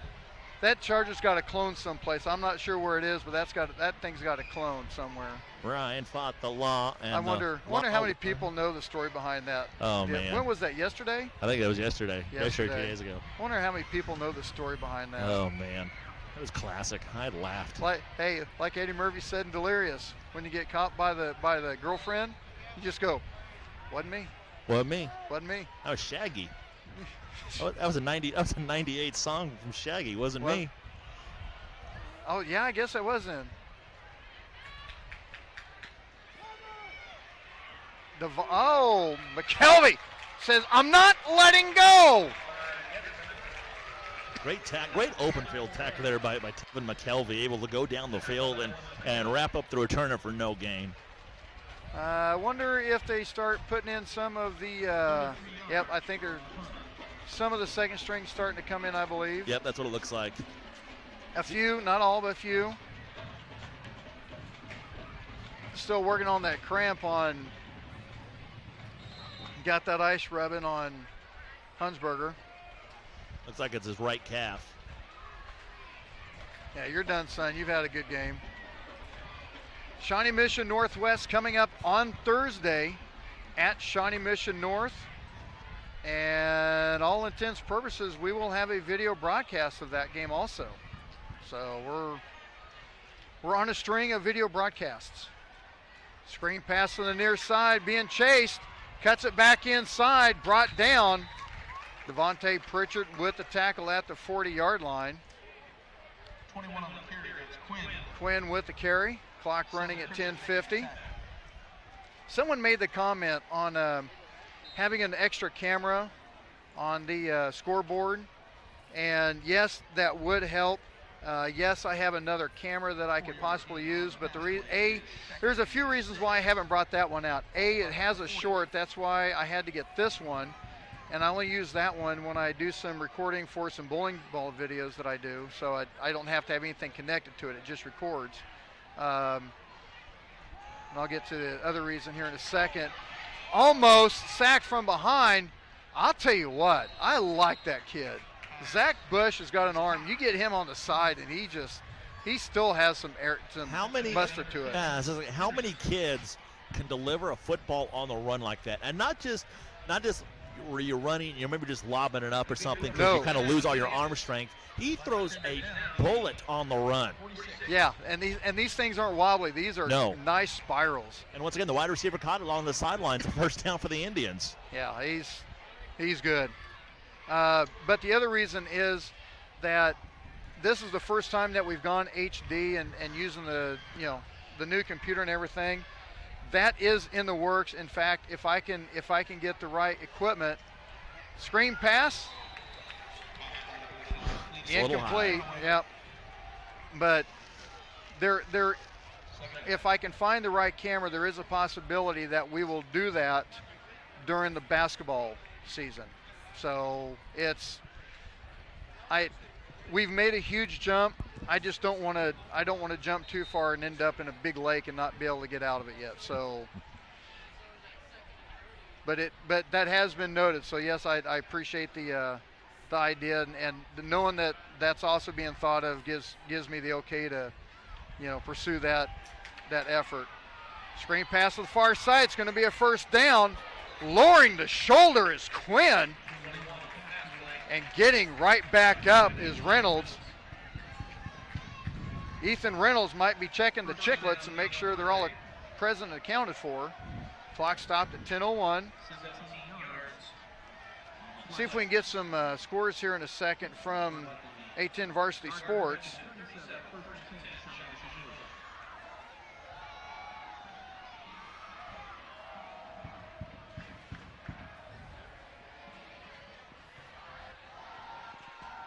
First and 10 minutes to go in the game.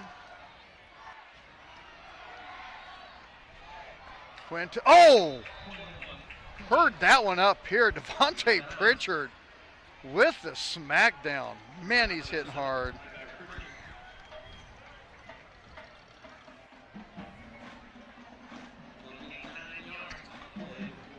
Uh-oh, my son-in-law.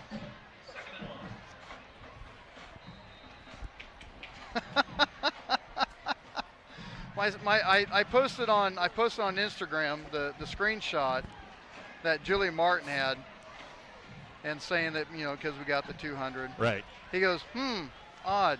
This is a great cause, but you have hardly any hair. What, like 10 pieces left up there? We're gonna get him a pink wig to wear and just glue it on his head. Fumble. Strip from behind, and it's recovered. Coming on the backside was Gettencourt. And we get him for another year, 5'10", 165-pound junior. Or no, check that. Yeah, Colby Gettencourt. I called the wrong one, 6'2", 170-pound junior. Linebacker. Now is Tyler, no, that was Getzman. I was confusing Getzman and Gettencourt. For some reason I read 17 instead of 14. Clock running at 9:15. Pregame for the game Thursday night against Shawnee Mission Northwest coming up on Thursday at 6:15. We'll start the broadcast with the music at 6:10. Quinn with a couple cuts, gets to the outside, breaks the tackles across the 5, runs for the pylon, touchdown. Or check that, that's not Quinn. That's Tremaine Jackson.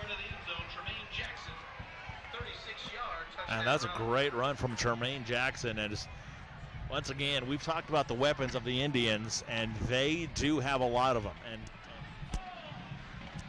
Jermaine Jackson, he's one of them. That was a great run. That was a cutback right out the middle. And Coach Cornelson, he's arguing about something. He thinks there might have been a holding along the backside of that line, and it just wasn't called. 8:55 on the clock. Extra point off the low snap is up and good. 42-19, or check that, 42-20 to score.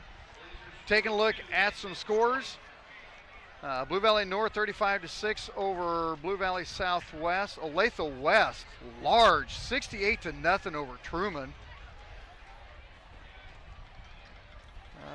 Let's see. Bishop Miege. There's another game. Bishop Miege and Blue Valley. 21-13. Stags leading the Tigers. Blue Valley West leading, shutting out Blue Valley Northwest 21-0. St. Thomas stretching the lead out a little bit, 21-6 over St. James Academy. Mill Valley over Pittsburgh, 28-6. 3-point deficit still in progress, 24-21. Shawnee Mission South leading Lawrence. Score tied over there at ODAC, Shawnee Mission East and Olathe East at 28. 47-7, Lawrence Free State leading Olathe South.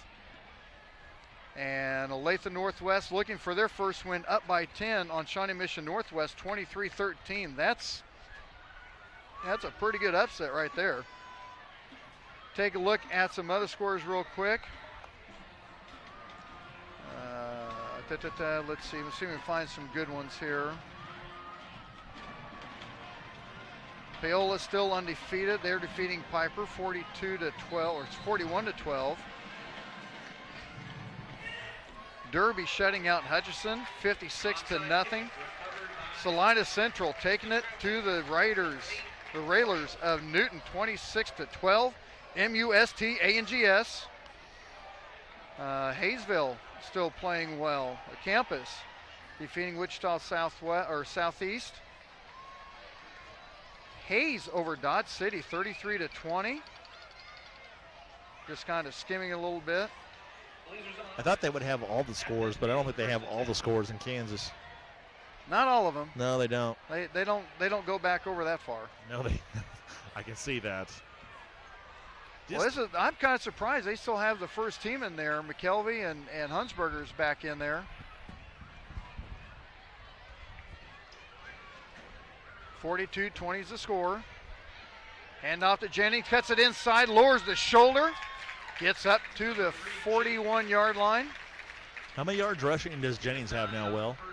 He doesn't have the individual, okay. the team total. Yeah, I wish I had the budget for an individual stat guy. Actually, we had the Excel program where you could just put it in, but I wouldn't be able. I guess I probably could, but that'd be another computer. And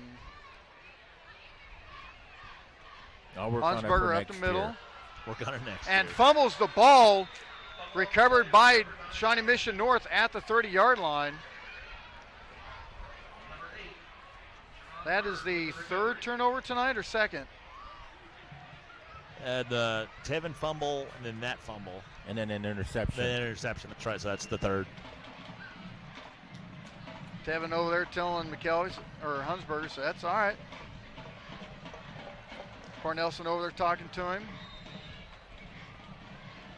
You gotta like to see that when a coach goes over there and talks to him and gets a pat on the head, and then Hunsberger's still down on himself for losing that. And I'll tell you what, I believe that's his first fumble. And I'll tell you what, for playing his position and going right up the middle as many times as he does, and if that's his first fumble, hey, you're doing okay, dude. Yeah. That's the first one I remember. Yeah, I'll have to look at here.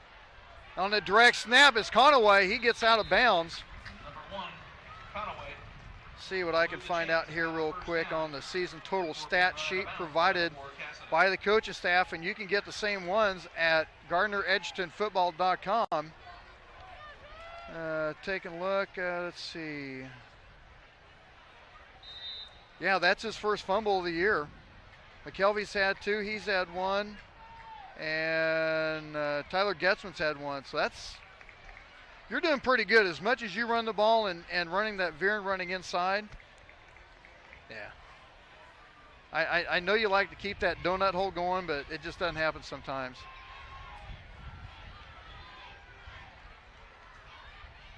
Trips to the near side. That's going to be intentional grounding. It's got to be. Isn't it? Okay. I'm going to say, what took so long? He's backpedaling. There's no one over there. So that's a loss of 15 yards and a loss of down, isn't it? Yeah. Intentional grounding, loss of down.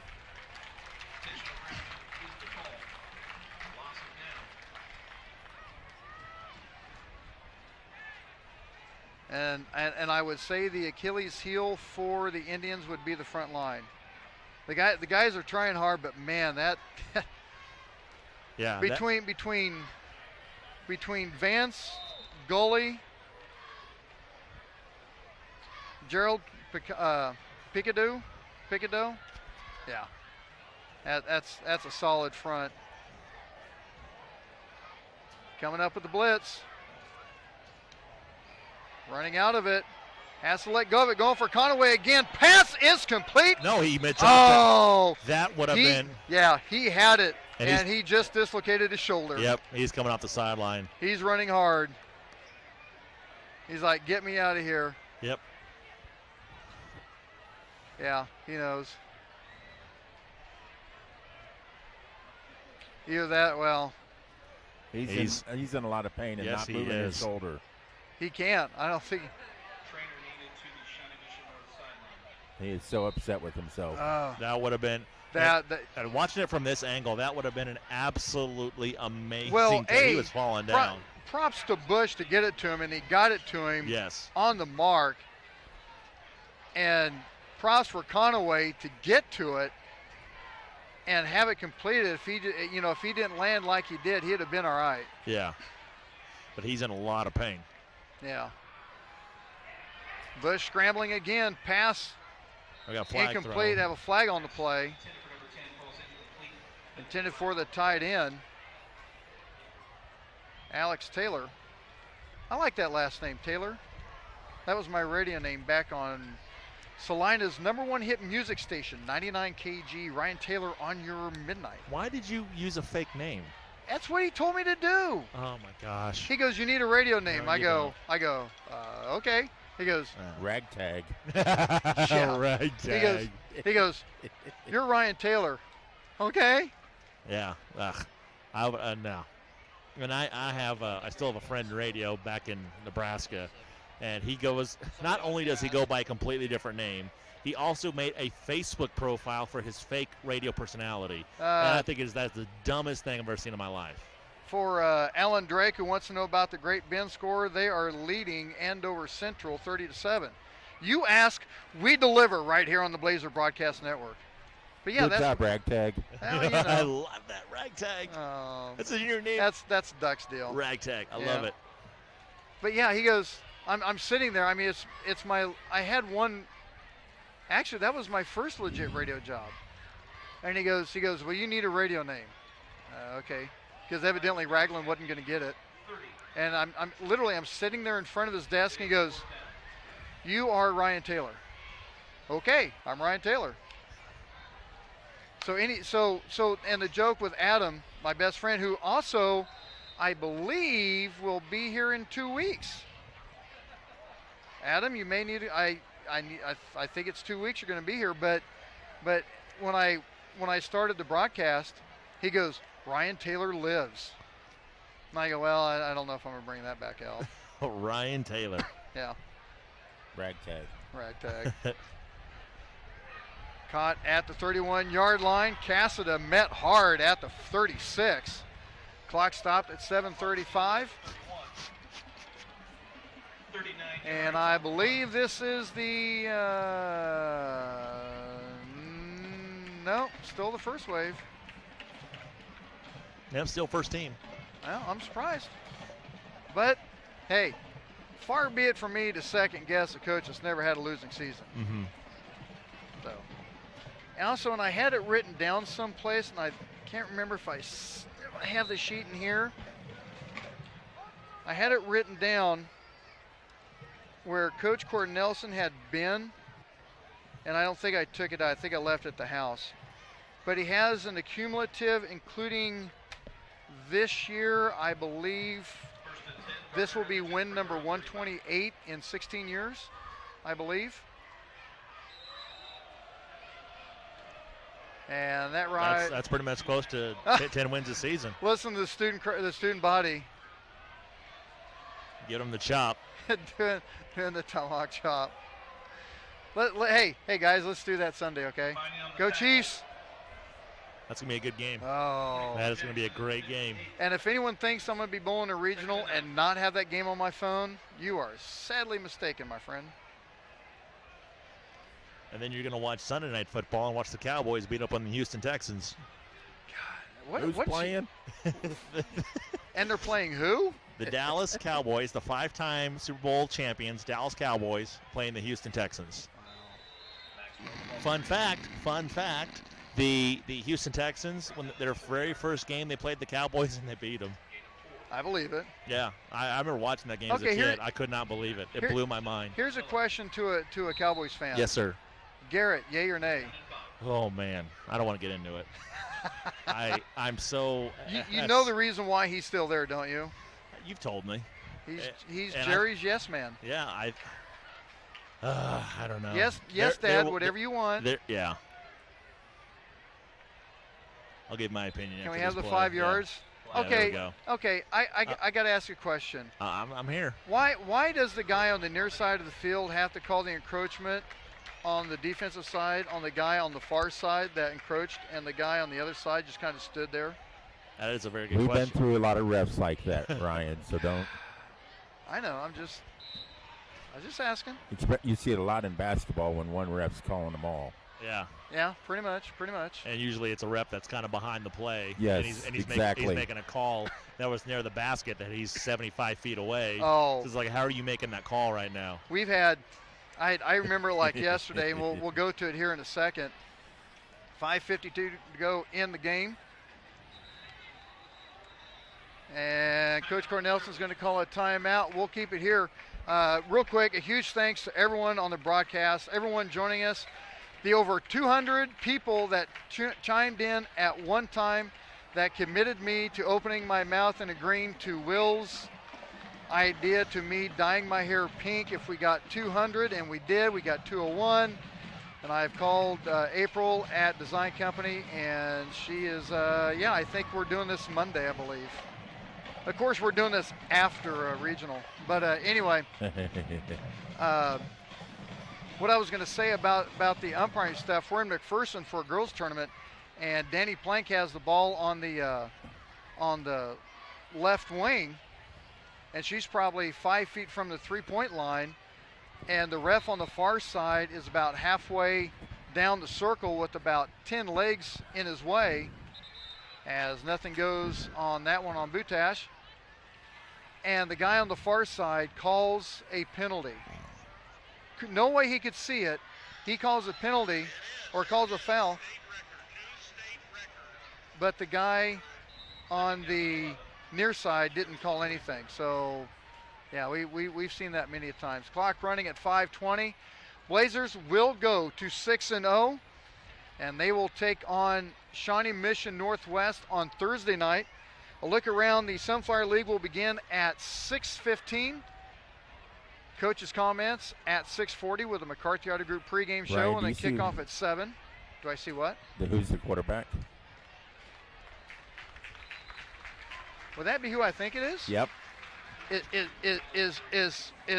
that the Q? It's the Q. It's the Q. Now the reason Quentin Jones. Now he comes up to me and goes, "What's this Quentin stuff?" I go, "Dude, I can't just call and just straight call you Q. I can't do that. I have to let people know what Q stands for. Q stands for Quentin. Now you're Q." So do we just call him Q Jones? Or just the Q? The Q. Quarterback for the Blazers, number 12, Quentin Johns. Warren's over here pumping his fist. I say Quentin Jones. Oh, Quentin about Johns. a fumble right there. Another fumble. That's not good. And Q is going, that's on me. Didn't get the handoff right. That's the fourth turnover there for the Blazers. Yes. And not very often are you going to have 4 turnovers in a football game and still be winning. goes to your defense. Yes. Now it's like you have a lot of the second teamers on defense now. Yeah. Well, this is the time to do it. This time get straightened out. Not much you can do about it. We'll get straightened out and move on next week. We'll work on it. So clock at 4:15. Blazers lead 42-20. And do we have the scores real quick? The Shawnee Mission Northwest score. I think it's down. No. No, those are finals. Oh, was it? There we go. Oh, that's North. Let's see. Still 28-28. Still 23-13. That was the same score. I think it needs to be refreshed. Or have you refreshed it lately? See what that does. Because it was 23-13 the last time we looked, and Shawnee Mission East and Olathe North were still tied. Nope. Oh. Still tied at 28, Shawnee Mission East and Olathe North. And still 23-13, Olathe Northwest and Shawnee Mission Northwest. So it looks like the Cougars are going to fall down after they started 3-0. They're going to be 3-3, riding a 3-game losing streak. And Olathe Northwest is going to get their first win of the year. And looks like the Indians are kind of have their second team in right now, getting those younger kids in. Yep, clock running at 4:05. And a huge thanks to Jordan McIntyre for helping out with the graphics tonight. Warren for helping with the camera. Cooper helping out with the camera. Ian will be back next week. You're not sure? You don't think so? I don't think I will. I'm very sure I'm going to have to work. So. Okay. Work on a Thursday night? Crazy, right? Wow. What are they thinking? Do they not know priorities? Apparently not. Obviously not. I'm a question mark too. You're a question mark too. Well, that's not good. Well, it's Jordan's birthday. Well, and Jordan's going to be 21. Wow. He may not remember. He may not remember Thursday night by the time you get done with him. Or Friday morning. If he does, he may not want to remember Friday morning. I turned 21 on a Sunday. Nice. Yeah, it was not. It was just, oh, that's okay. Yeah, that's awesome. Everything's closed. That's great. I turned 18. Looking back to pass, and somebody wasn't looking. I turned 18 when they were moving the drinking age up to 19 and then up to 20 and 21. They were moving it up on July 1st, and I turned 18 on June 21st. They did not have the grandfather clause. So if you were born on July 2nd and turned 18, you got to drink for a whole year. And then on July 1st, you did not get to drink because you were not born before July 1st of that year. How bad was that? I got to drink for 10 days, and I utilized it. That's a little bit too strong. That's a little bit strong. That's a nice throw, though. That's a very nice throw. Hey, keep track of him. He's got an arm on him, son. All right. Throwing power 99, accuracy 49. Hey, what's the... what movie was that says you can throw it 100 miles an hour, but you can't throw it? Was that Bull Durham? Maybe, but I haven't seen Bull Durham for years. I'm trying to remember what movie that was. Someone might know. Say, come on, meat. Yeah, come on, meat. That ball went so far it needed a stewardess. Stewardess on it. You told him the pitch, didn't you? You told him the fastball, didn't you? He goes, no, give me the heater. Give me the heater. Hey, John, here comes the deuce. No, he's looking for the heater. Let me get the deuce. It's timeout, John. Here comes the deuce. Yeah, here comes the deuce. And when you speak of me, speak well. Yeah, I've got a lot of those. I need, you know what, at some point I just need to sit down and just start getting a bunch of those saved and just start popping them in. Yeah. Now, have you seen Major League 2? Yeah. Now people It's all people right. say that it's better than Major League One. No, but I no, haven't no, no, no, no. Okay, Not even close. Okay, because I know we were talking about Major League early in the football Not game. But even fathomable. I like how our conversations. Don't give me this old ABS. I like how our conversations go to 80s and 90s sports movies after what this game's going, what this game's doing. Get around the outside. One man to beat. Tripped up. Almost scrapped it for a score. Brian Sutery almost got it around the corner.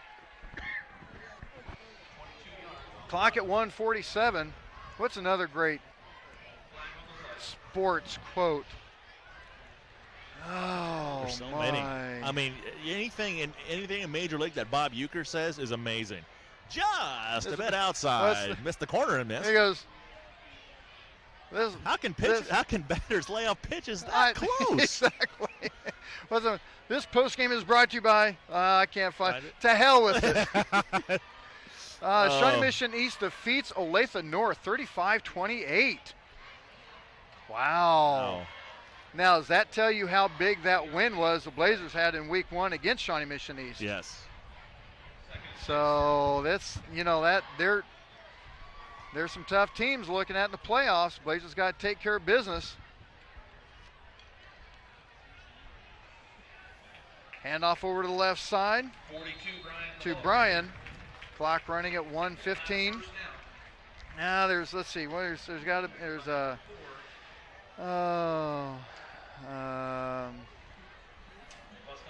okay, I'll give you a quote. Okay. Tell me what sports movie this is from. All right. I didn't do it. Is that from The Longest Yard? And once again, I've never seen the original, but you got to see the original. Yeah, too. I know I have to see the. They say obviously it's way better, but I remember that. I didn't do it. He said he was sorry. Uh-oh. There he goes. One man to beat, he's gone. Butash at the 10. Touchdown, Blazers. Butash, 44 yards for the score, looking to make it 49-20. You had a great opportunity there for a touch, because I know when you first carried the football the first two weeks of the game, you're like, oh man, I can't wait. I have a great touchdown call for Butash. We're going to have their whole crowd go boo. Yeah, I mean, we need to talk to McGee about that. McGee will get that going. Yes. Warren's got the schooner on the those guys are a little bit tired. They've had a lot of scoring. Come on, guys, you got to come back the other way too. Yeah, they walk back the other way. They walk back, man. You can tell those two, they're riding the thing to get off. They need to switch. Someone threw a. You need to go get one of them balls over there, one of those plastic footballs, man. They don't throw them to me. They throw them to the fans. Well, get over there, man. Just get in the student section. Just pretend I'm a 17-year-old again. You got to get over there, man. I'm too old to do that anymore. And I can't really pass for that. Q takes the kneel on the 2-point conversion, leaves it at 48-20. That was a good move. Yep, 49.5 seconds. We're going to take a quick timeout with the kickoff. We'll be back in a minute on the Blazer Broadcast Network. These are just a few of the sponsors of the Blazer Broadcast Network. Junior's Detail and Plasti Dip. When your car looks good, you feel good. See how good you can feel today. Junior's Detail and Plasti Dip. 620-1253. Humphreys Family Dentistry. For the best in general dentistry, Humphreys Family Dentistry will give you the smile you've always wanted. Make your appointment by calling 856-2333. That's 856-2333. The Design Company Salon. Check them out on Facebook, and while you're there, you can book your appointment at the same time. The Design Company Salon, 136 East Main in Gardner. These are just a few of the sponsors of the Blazer Broadcast Network. Big thanks to Roger Peshek, who's still checking out. He got that quote when I said you can throw the ball, whatever. He says, remember the Titans, you can throw the ball a mile, but you can't pitch it 10 feet. Coach Boone to Sunshine. That's what that was. And I did Somebody better get on it. Yeah. That's still a live ball, son. Yeah. And for a second, I thought that was stripped. We do have a request here. Want to know if there's any update on signing Aaron Andrews for the sideline reporting. You know what? When you got a face like this, you don't need Aaron Andrews. Wow. Will, do you want to chime in on that? Nope. All right, I was just checking. Thank you, Alan, for saying we did a great job. Thank you for chiming in, and cannot wait to see the pink. You know what I think would be kind of cool. This is just me. Shoot. I'm going to find out exact for sure, but I'll do a Facebook Live on when it's going to get started and everything. On the keeper, trying to cut it inside, breaks away one tackle, comes back, and gets brought down. Is if we have like a little small party while I'm getting the hair done. I would like that. That'd be a good idea. I'm sure you would. And the game clock will be expiring before the play clock, and I believe that might be the end of the game. Yeah, I think so. And that's going to be it. 48-20 is the score. We're going to take a timeout, be back with the McCarthy Auto Group postgame show in a couple minutes on the Blazer Broadcast Network. Hey, Gardner Edgerton fans! The McCarthy Auto Group is a proud supporter of youth sports across the Blazer Nation. If you're in the market for a new or pre-owned vehicle, or you need service or body work done, we hope you'll visit one of the 11 McCarthy Auto Group locations. Visit kccars.com for over 2,000 new, certified, and pre-owned vehicles. We've got most every make and model and prices to fit every budget. The McCarthy Auto Group, with locations in Olathe and Overland Park, Kansas, and Blue Springs and Sedalia, Missouri. Go Trailblazers! To sell meat in the barbecue capital of America, you've got to be on your game. That's why Price Chopper employs real butchers in all their stores. And they back their KC Pride beef with a 200% guarantee. If you're not fully satisfied, they'll give you a replacement and your money back. So when you want the tastiest, juiciest steak in town, look no further than your Price Chopper meat department. Price Chopper, Kansas City born and raised. Ryan Wrangle back with you at McCarthy Auto Group broadcast booth. Jordan McIntyre with the graphics. Warren Naroth with the camera help. Cooper with the help. Will the Thrill McIntyre down below finishing up the stats. Jarrett Finley down alongside. He's going to go get Peyton Vance after they get done with their team meeting. And he's 79, right? Yes. You can't meet. There he is. Yep. Okay. He's at the 35. He's at the 30. There we go. Yeah, we got to get Peyton Vance after that interception. The McCarthy Auto player of the game on the offensive side. Who are we going to give that to? I think we got to give that to Luke Jennings. He had two touchdowns, one of them for 74 yards, another one for 35. As they're kneeling down for a quick prayer. 48-20. Our next broadcast will be on Thursday at Shawnee Mission Northwest. We'll be at Shawnee Mission North. And let's see if we can get a score update on that one, because mine had not updated yet. Overall,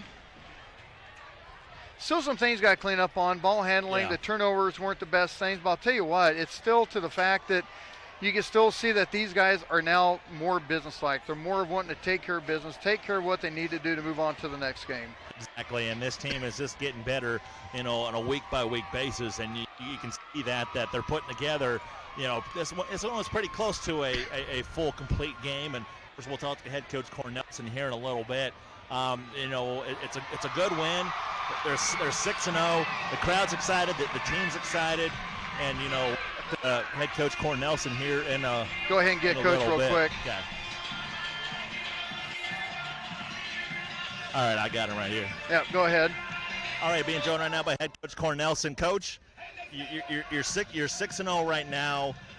Tell me some things that you really stressed to your guys going this week's game.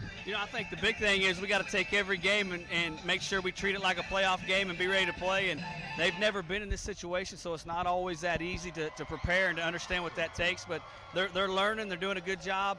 Tonight was a real physical battle. That's probably the most we've been banged up. So we'll have to come back and see what we got this weekend, see what adjustments we got to make for next week. Coach, your thoughts and opinions on the first half and the second half? I thought first half was, I made a stupid call and gave him 7 points. That was on me. I'm sure Coach Walters probably told you that at halftime. If he didn't, he should have. That was on me. But I was proud of them. We played hard. Then we had a letdown there. We started cramping and all kinds of different stuff, and so we didn't finish the game like we probably should have. But that was a physical team. They could score fast, so I was proud of our kids. Coach, and I know you talked about it in the pregame, not looking forward to playoffs and seeding and taking one game at a time. How do you think the team has responded kind of going after that message? I think they understand. I think they're excited about it, and I think they know that it's 1 week at a time, one game at a time, and that sounds cliche, but that's the truth, and we got to make sure we prepare. And the good thing is every game is a district game the way they got it, so every game is huge. So I think they've been doing really well at that. Talk about that interception by Peyton Vance. Yeah, man, that was awesome. We actually we talked about this week. You better go get him too. We're not sure he can make that play, and sure enough, he was right there, made a great play. So that kid's a great kid. I love him to death, and I'm just excited he made a play. Thanks, Cornerstone. Thank you very much. I'm going to go get him. Yeah. Did he walk away already? I don't know. You better go get him and yell at him or something. I don't know where he's at. Have someone help go get him. There he is. I see him. All right, go get him, yell at him, grab the back, say, hey, don't go anywhere yet, son. Hey. Get him back over here. In fact, we got to get the... All right, got him. Where are you at here? I'm on the far left. Okay, go out to your right, just a little bit more. Okay. Keep going. There we go. That's good. Okay.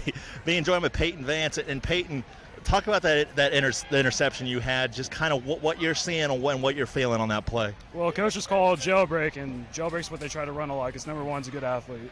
So I was just reading the center. The center wasn't pass blocking me or run blocking me, so I just looked for the wide receiver, and I picked it off, and he threw it right to me. So what's it mean for this team to be 6-0? It's just a grind. We keep grinding. We got to win and win. We're trying to go all the way. What are some things that the coaches have really stressed to you guys this season, kind of taking it by a game-by-game basis? We just got to keep grinding every week. Don't stop. Just keep going. Peyton Vance, thank you very much. Congratulations. Guys? Peyton Vance, the McCarthy Auto Group player of the game on the defensive side. Simply, he got one heck of an interception. Why not? You can give it to him on that. That was one-handed, too. That was one-handed. That was one-handed. No gloves. One-handed. I need no stinking gloves. I mean, how many wide receivers now catch footballs without any gloves? I think all of them anymore. You can just go ahead and put an 80 number on him and just call it good, can't you? I think that's about the way that works. I know. I think the last wide receiver I remember not wearing any gloves was Wayne Charbet from the New York Jets. Wow, you're going back a ways. That 90s. Still enough. 48-20 is the final. Blazers take on Shawnee Mission Northwest on Thursday night at Shawnee Mission North. The look around the Sunfire League will take place at 6:15. Coaches' comments at 6:40 at the McCarthy Auto Group pregame show. Kickoff at 7 o'clock. Huge thanks for everyone joining us here on the Blazer Broadcast Network. Do you want the totals? Yes. I was getting ready to see if you were still down there. Are you ready? I'm ready. Gardner Edgerton, 52 rushes for 492 yards. Say that number again. 52 rushes, 492 yards. That's not shabby. 0 of 2 passing for 0 yards. So 492 total yards, all on the ground. Averaging 7.5 yards per carry. 14 first downs, 15 yards in penalties, and 29 minutes even in time of possession. Shawnee Mission North, 26 rushes for 147 yards, 9 of 24 passing for 169 yards, 316 total yards offense for Shawnee Mission North, 6 first downs, 40 yards in penalties, and 19 minutes flat in time of possession. Not bad. Will Thrill McIntyre downstairs with the stats and doing a great job as always. And like I said, 7.5 yards per carry for the Blazers. But then again, that kind of helps when you get 76-yard touchdown runs, 35-yard touchdown runs. Like the fourth window down. That all helps. So 48-20 is the score. A huge thanks to everyone. You have any final words there, Jared? Man, I don't know what to say. I mean, that was just they're good. This is a good win. I mean, 6-0. Can't be mad about that. I can tell where you are. You're right downstairs. I can hear the echo. Yes, you can. That's why we always like being up here, because we don't have the echo. Anyway, that's going to do it for us. A huge thanks for joining us on the Blazer Broadcast Network. Yes, I will dye my hair. I will have, you know what we need to do? We need to have like a public viewing or something afterwards or something like that. We'll get it figured out. It'll be at Design Company. I've already talked to April. We'll get it all figured out. So if anyone wants to come by and laugh, hey, I'm all good for it. It's all for a great cause. Thanks. We had 201 people watching at one point tonight, so I will dye my hair pink for Breast Cancer Awareness Month, and we'll get that done Monday. Have a great weekend. I'm headed to Junction City for a couple PBA regionals, and what everyone else. What are you doing this weekend there, Jared? Oh man, what am I doing this weekend? My mom's in town. Hey, Mom. So we're getting together with her tomorrow, celebrating my aunt's birthday, and then other than that, Happy that's birthday, it. Aunt. Yep. So. Okay. Happy birthday, Jordan, on Thursday. We'll throw that out again. So. And when are you dyeing your hair pink? Let's mark it down. Monday. Let's make it a yearly thing. Monday. Let's get it done. Yeah. Why do you look stressed about it, man? No, there's not much up there to begin with. No, so there's more than I have. Well, that's true. Hey, I lost a bet and buzzed my hair, and I was either looked like Stone Cold Steve Austin or I looked like a pedophile or some kind of strange guy. How do you go from one extreme to the other? That's what I was told. A friend of mine has the picture. I can't find it, but a friend of mine has the picture, and I was either told I either looked like Stone Cold Steve Austin or somebody on a Kansas offenders website. Yeah, I couldn't figure it out, so that's just kind of the way it was. Let's stick with Stone Cold. I would. Okay. You know, I wouldn't argue with that. Anyway, have a good weekend, Jared. Will, have a good weekend. Everyone have a good weekend. I'm going to try to go make some peanuts in Junction City. 48-20 is the final score. Our next broadcast Thursday at Shawnee Mission North against Shawnee Mission Northwest. So for Jared, Will, Jordan, Warren, and Cooper, I'm Ryan. Have a great weekend. Blazers win 48-20. They are 6-0.